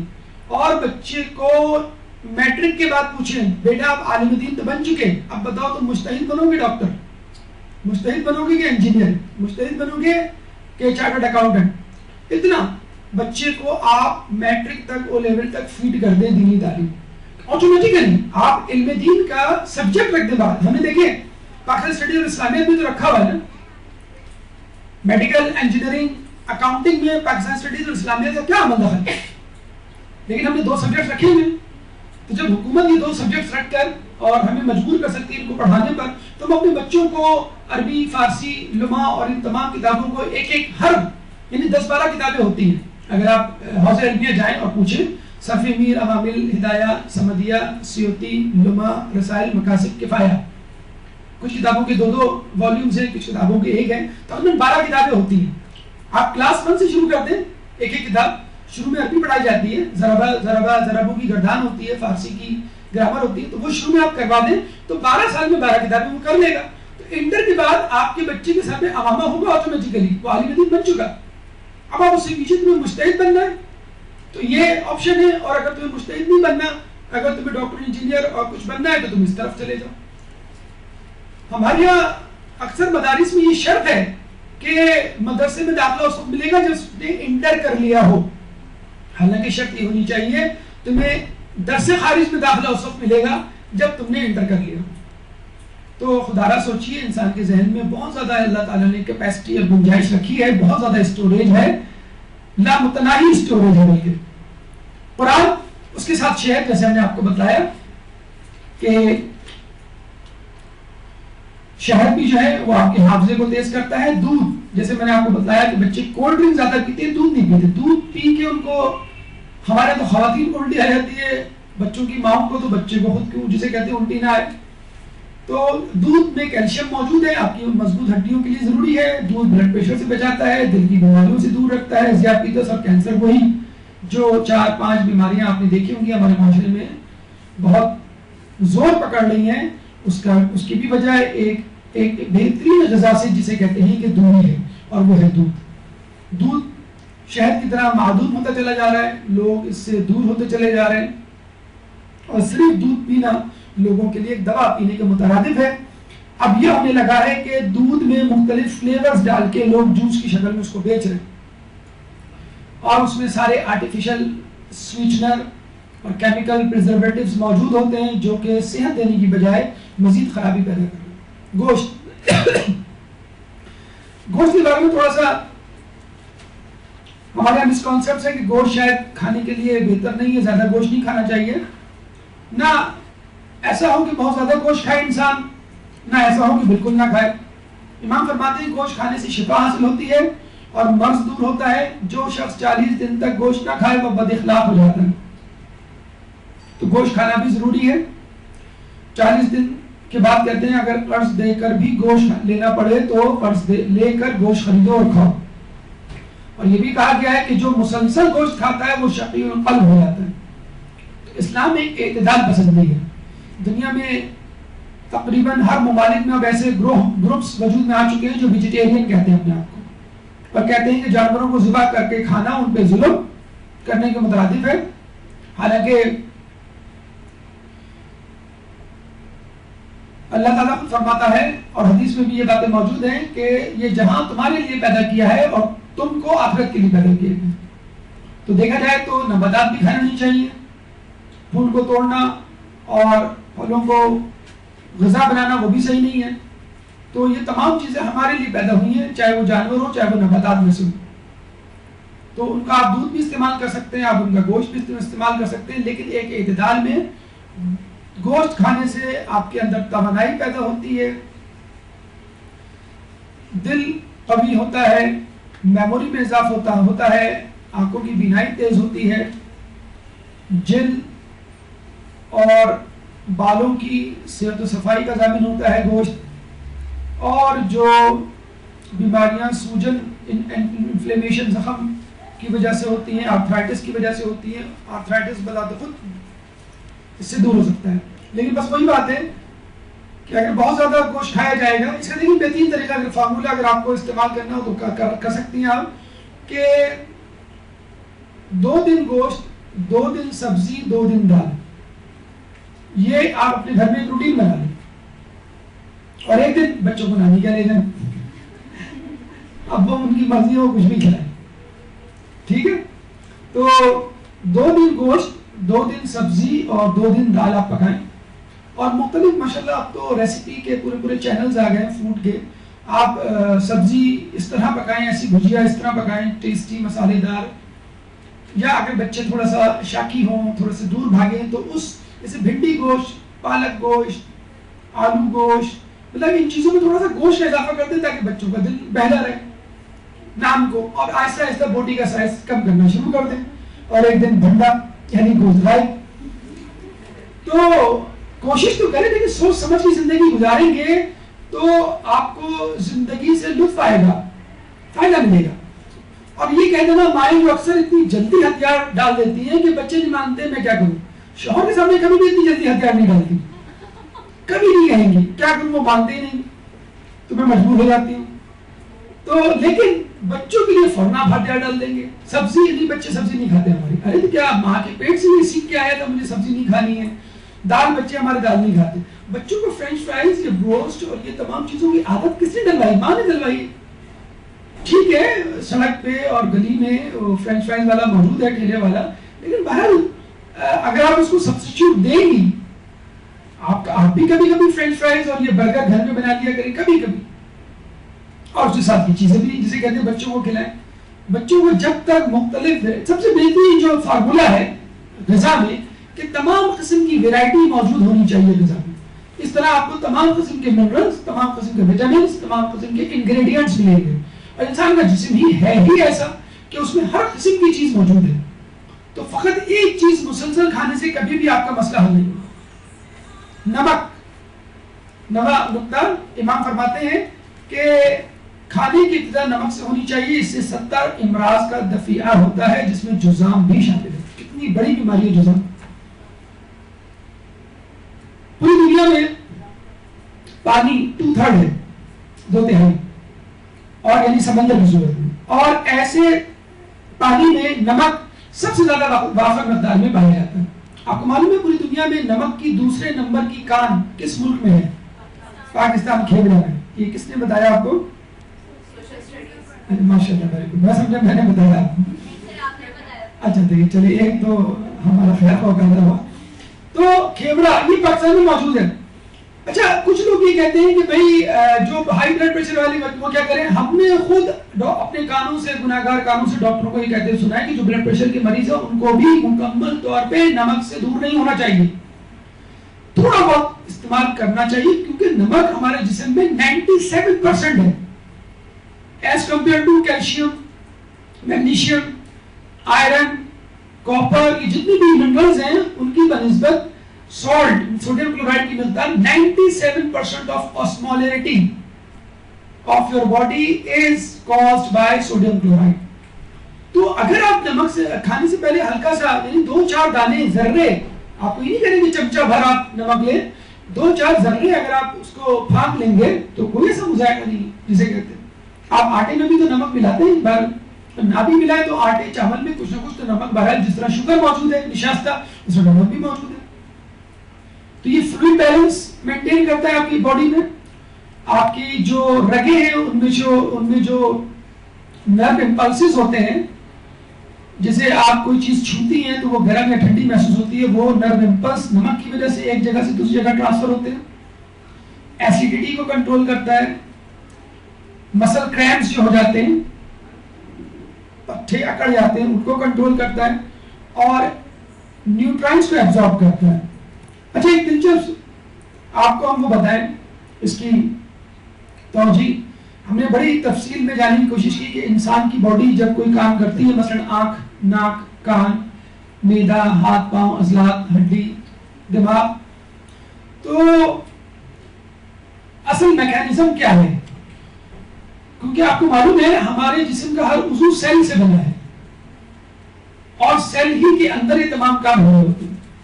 کہتے ہیں جو بھی کام ایکٹیویٹی آپ کی باڈی میں ہوتی ہے، ضروری ہے اس کے لیے 3 سوڈیم اندر آئیں اور 2 پوٹاشیم باہر جائیں، تب کہیں جا کر سیل ایکٹیویٹ ہوتا ہے. اگر یہ ٹرانسپورٹ نہیں ہوگا 3 sodium inside 2 potassium outside والا، تو جسے کہتے ہیں کہ آپ کے جسم کا جو سیل ہے وہ ایکٹیویٹ نہیں ہوگا. مسور کی دال، آج ہمارے مدرسے میں فنکشن تھا تو امام کے اقوال پہ مشتمل ہم نے مختلف ٹیبلو تشکیل دیے کہ کسی کو شہد بنایا، کسی کو گلاب کا پھول بنایا، کسی کو مسور کی دال. تو ایک دم اس بچے نے کہا میں نہیں بنوں گا مسور کی دال. اتنی چڑ ہے دالوں سے ہمارے یہاں لوگوں کو کہ لوگ سمجھتے ہیں کہ بس یہ جو ایدی ہومز اور سیلانی والے اور سڑکوں پہ جو بھکاری ہیں بس یہی کھاتے ہیں دال. یہ مونگ اور مسور کی دال محاورے جسے کہتے ہیں. تو یاد رکھ لیجئے جو دالیں ہوتی ہیں اس میں پروٹین ہوتی ہے، گوشت میں بھی پروٹین ہوتی ہے، لیکن گوشت میں مجبور ہیں آپ پروٹین کے ساتھ فیٹ کھانے پر. دالوں میں جو پروٹین ہوتی ہے اس میں فیٹ نہیں ہوتا. نمبر 2، 1 کلو دال ½ کلو گوشت کے برابر ہوتی ہے exactly calories wise, protein wise. اب لوگ کہیں گے ابھی 1 کلو دال کون کھائے گا، ہم تو پھٹ جائیں گے 1 کلو دال کھا کے جسے کہتے ہیں. تو آپ 1 کلو دال جو ہے وہ 3 وقتوں میں کھا لیں، کوئی ایسا مسئلہ نہیں. امام فرماتے ہیں کہ مسور کی دال 70 انبیاء کی غذا ہے، اس سے دل نرم ہوتا اور آنسو پیدا ہوتے ہیں. یقین کیجئے آپ دال کھا کے دیکھیے، آپ کو خود احساس ہوگا جس دن آپ دال کھائیں گے، اسپیشلی مسور کی دال، آپ کو احساس ہوگا. دیکھیں یہ جو اکثر آپ نے سنا ہوگا، محسوس بھی کیا ہوگا کہ آج کل لوگ مجلسوں میں بیٹھتے ہیں، رونا نہیں آتا. اسپیشلی بچوں کو، نوجوانوں کو دیکھا گیا ہے، وہ ادھر ادھر جو ہے آنکھیں پھاڑے پھاڑے لوگوں کو دیکھ رہے ہوتے ہیں کہ یہ کس طرح رو رہے ہیں. چلیے بڑے پورے بہرحال روتے ہیں، مسائل بہرحال انہوں نے سنے ہوئے، لیکن آج کل کی اولاد نسل جو ہے وہ پریشان. تو یقین کیجئے ہمارا یہ ایمان ہے، یہ جو ہمارے یہاں مس گائیڈڈ ڈائٹ ہیبٹ بنی ہوئی ہے، جس میں گوشت کا استعمال بہت زیادہ ہے اور دالوں کا استعمال نہیں ہے بالکل، اس وجہ سے ہمارے دل شقی ہو گئے، پتھر دل ہو گئے، ہم لوگ سنگ دل ہو گئے. تو کچھ اگر سنتے ہیں تو اثر نہیں ہوتا. کیوں نہیں ہوتا؟ کہ ہم لوگ ان غذاؤں سے محروم ہیں جو غذائیں انبیاء کی سنت تھی. مسور کی دال انبیاء کی سنت ہے. اچھا ابھی ایک اور نام لوں گا تو آپ کو ہنسی آ جائے گی. کدو کے ساتھ کھائیں دال کو، مسور کی دال کو. کدو نام ہی ہم بہت کم لیتے ہیں اپنی زبان مبارک سے، کہ ہماری زبان کدو کا نام لے. رسول کو بڑا پسند تھا کدو، اور یہ کہا جاتا ہے کہ مسور کی دال کو کدو کے ساتھ، امام کا قول ہے، مسور کی دال کو اگر کدو کے ساتھ کھاؤ گے تو دل نرم ہوگا، اور اگر صرف کدو کھاؤ گے تو غمگین دل کا سرور واپس آ جائے گا، آپ کا دل خوش ہو جائے گا، عقل میں اضافہ ہوگا صرف کدو کھانے سے. رسول کی سنت ہے کدو کھانا. ہمارے یہاں یہ دیکھیں، میں تو کہتا ہوں کہ ہمارے اوپر یہ عذاب الہی ہے کہ اب جو بھنڈی ہے وہ بھی 120 روپے کلو مل رہی ہے. جسے کہتے ہیں کہ پہلے لیڈی منہ نہیں لگاتی تھی، اب لیڈی فنگر منہ نہیں لگاتی. تو اب سبزیاں، آلو ٹماٹر جو ہے وہ 100 روپے سے کم کے جو ہیں، جسے کہتے ہیں 9 روپے کی پیاز 10 روپے کا آلو ملا کرتا تھا. اب ہم سبزی کے ٹھیلے کے سامنے سے گزرتے ہیں تو وہ منہ چڑھاتے ہیں آلو اور پیاز اور ٹماٹر اور بھنڈی، جس کو دیکھ کے ہم حقارت آمیز نگاہوں سے کہا کرتے تھے یہ تھوڑی کھائیں گے ہم تو سبزی، ہم تو چکن کھانے والا. چکن کے برابر پہنچ گئی ہیں جسے کہتے ہیں کہ سبزی. آپ 1 کلو تورئی لیں، پکائیں، آپ 1 چائے کے کپ میں لگے گی، اتنی سے بڑھ کے کہ بیچارہ جس نے خریدی بس وہی کھائے گا، باقی لوگ جو ہیں وہ فرینچ فرائز کھا رہے ہیں. تو گرم کھانا بڑی عادت پڑ گئی لوگوں کو، فیشن ہو گیا ہے. باربیکیو ہوتا ہے تو اس میں گرم کھانا ہونا چاہیے، گرم جو ہے وہ سالن ہو، امریکن اسٹیک جو ہے وہ بلاتا ہوا آپ کے سامنے پیش کیا جائے. چائنیز جو ہے وہ بھی گرم بھاپ نکلتی بھی ہو. تو جب تک گرم میں کھانا نہ کھائیں گے اور ناک پوچھتے ہوئے آپ گرین بوٹل کو آپ نہیں پیئیں گے، جسے کہتے ہیں کہ مزہ ہی نہیں آئے گا. تو یہ دیکھیں یہ پروموٹ کیا جاتا ہے ایڈورٹیزمنٹ میں کہ گرم کھانا کھاؤ پھر پیاس لگے تو جسے کہتے ہیں کہ بوتل کی طرف ہاتھ بڑھاؤ، اس سے پہلے کوئی اور ہاتھ بڑھا لے. تو توڑ بھی غلط بتایا جاتا ہے. پہلے کہا جا رہا ہے کہ غلط گرم کھانا کھاؤ اور پھر کہا جائے کہ ٹھنڈی بوتل پیو. عجیب بات. ارے بھائی آپ گرم کھانا کھا کیوں رہے کہ جو آگ لگ رہی ہے آپ کے پیٹ میں اور پھر آپ ٹھنڈی بوتل سے اس کو بجھا رہے ہیں؟ تو گرم سرد نہیں ہوگا کیا؟ آپ ایک دم سے گرم چیز پہ ٹھنڈی چیز ڈال دیں، کیا اس پہ اصل میں آپ کا معدے میں جو گرم چیز جائے گی اس سے السر پیدا ہوگا. اس السر میں آپ بالکل ٹھنڈی چیز ڈال دیں تو وہ اور السر نیکروسس میں تبدیل ہو جائے گا. اول تو یہ کانسیپٹ ہی غلط ہے، اس کو بھی ختم کریں کہ کھانے کے ساتھ کولڈ ڈرنک یا ٹھنڈا پانی جسے کہتے ہیں، یا کم از کم کولڈ ڈرنک. تو کھانے کے ساتھ، بہت گرم کھانے کے ساتھ، جیسے چائے کے بعد آپ فوراً ٹھنڈا پانی پی لیں، آپ کے دانت بجنے لگتے ہیں، ہوتا ہے نا، ایک عجیب سی ارتعاش وائبریشن پیدا ہو جاتی ہے. تو گرم ٹھنڈا جو ہے وہ کھانے سے منع کیا گیا ہے. کھانا ٹھنڈا کر کے اور پیالے کے کنارے سے کھانا چاہیے. اپنے آگے سے کھائے اور کنارے سے کھائے، کیونکہ کنارے کا کھانا تقریباً نسبتاً جسے کہتے ہیں کہ بیچ کے کھانے سے گرم ہوتا ہے. کیسے کہتے ہیں کہ بادشاہ کو شکست ہوئی، وہ فرار ہو گیا جنگل میں، کسی کٹیا پہ اس نے دستک دی، بڑھیا نکلی، اس نے کھانا دیا، ایک دم سے اس نے اپنا ہاتھ جو ہے وہ پلیٹ کے بیچ میں ڈال دیا اور ایک دم سے نکالا، بلبلاتے ہوئے اس کا ہاتھ جل گیا. تو اس عورت نے کہا تو بھی اس بادشاہ کی طرح ہے جو بغیر کسی خیر خبر کے سوچے سمجھے دشمن میں دھاوا بول دیتا ہے اور میدان میں اتر پڑتا ہے. تو کھانا کنارے سے کھانا چاہیے. تو اس بادشاہ کو عقل آئی ہاں واقعی کنارے سے کھانا چاہیے. اور اس کو پھر یہ بھی سمجھ میں آ گئی کہ اگر مجھے کسی دشمن ملک پہ حملہ کرنا ہے تو پہلے اس کی سرحدوں کی خبر لے لوں کہ وہاں کے لوگوں کا کیا حال ہے، اس کی تیاری کیسی ہے، اس کی طاقت کتنی ہے، پھر میں اس پہ حملہ کروں. تو اپنے سامنے سے کھائیں اور کنارے سے کھائیں اور ٹھنڈا کر کے کھائیں، ورنہ جیسے آج کل السر اور گیسٹرائٹس کا جو مرض ہے بہت زیادہ عام ہو چکا ہے، وہ آپ کو لاحق ہو سکتا ہے۔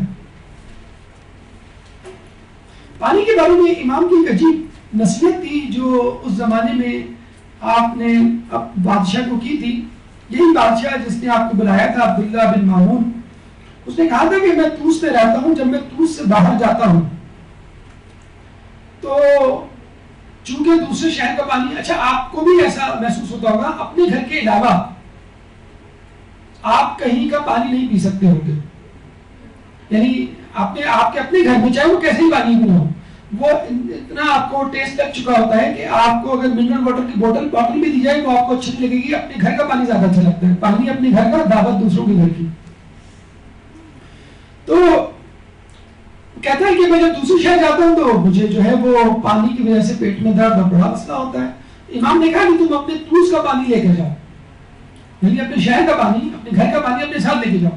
تو اس نے کہا بعض اوقات تو مجھے مہینوں ٹھہرنا پڑ جاتا ہے، تو میں کس طرح اس پانی کو ذخیرہ کروں؟ امام نے کہا کوئی بات نہیں، تم ایک بوتل لے کر جاؤ، یعنی ایک دن کا پانی سمجھ لے، اور جب وہ پانی ختم ہونے لگے، ختم ہونے سے پہلے اس کو بھر لو۔ آپ اپنے شہر سے، اپنے گھر سے دوسری جگہ گئے اور اپنے گھر سے پانی لے کر گئے، اس کو پیا، جو پانی کم ہوا اس کو بھر دیا آپ نے فوراً، پھر پیا، جو پانی آپ نے پیا اس کو ریپلیس کر دیا، یعنی کبھی اپنی بوتل کو خالی نہیں ہونے دیا۔ اگر آپ ایسا کریں گے تو پچھلا پانی کچھ نہ کچھ ہمیشہ بوتل میں بھرا رہ جائے گا، جس کی تاثیر نئے پانی میں ہوگی، اور وہ نیا پانی آپ کے پیٹ کے لیے کبھی بھی مضر نہیں ہوگا۔ اور یہ بنیاد ہے ہومیوپیتھک میڈیسن کی۔ اگر آپ میں سے کسی نے پڑھا ہو تو ہومیوپیتھک میڈیسن میں ڈائلیوشن میتھڈ کے ذریعے دواؤں کو بنایا جاتا ہے، اور اس کا اصول یہی ہے کہ دوا سے جو مائع الگ کیا جاتا ہے، ختم ہونے سے پہلے اس میں دوسری دوا یا دوسرا مائع ایڈ کر دیا جاتا ہے، اور پچھلی دوا یا پچھلا لیکوڈ جو ہے وہ مینٹین کر کے رکھا جاتا ہے ایک خاص مقدار میں۔ تو اس طرح جو پانی پرانا بچا رہے گا اس کی تاثیر آگے منتقل ہوتی رہے گی، ٹرانسفر ہوتی رہے گی، اور آپ کبھی بھی اپنے گھر کے، اپنے شہر کے پانی سے، اس کی ٹیسٹ سے، جسے کہتے ہیں کہ محروم نہیں ہوگی۔ اور یہی طریقہ کار سیموئل ہینیمان نے، جو کہ جرمنی کا ڈاکٹر تھا، اس نے کسی طرح سیکھ لی اور باقاعدہ ہومیوپیتھک علاج کی بنیاد رکھی۔ تو دیکھ لیجئے کہ امام کے کہے گئے اقوال کو، معصومین کی کہی گئی باتوں کو اغیار نے اپنا کر دنیا کی دولت حاصل کر لی۔ ہم مومنین حضرات اگر ان معصومین کی روایات کو اپنا کر دنیا کی دولت حاصل کریں گے تو یقیناً دنیا تو ملے گی، لیکن اس کے ساتھ ساتھ ہم کو آخرت بھی ملے گی۔ یہ تمام گفتگو طب رضا اور جدید میڈیکل سائنس کے حوالے سے اپنے اختتام کو پہنچی۔ اگر اس گفتگو سے متعلق کوئی سوال آپ کے ذہن میں ہو تو کر سکتے ہیں۔ قبل السوالات بھرپور سوالات۔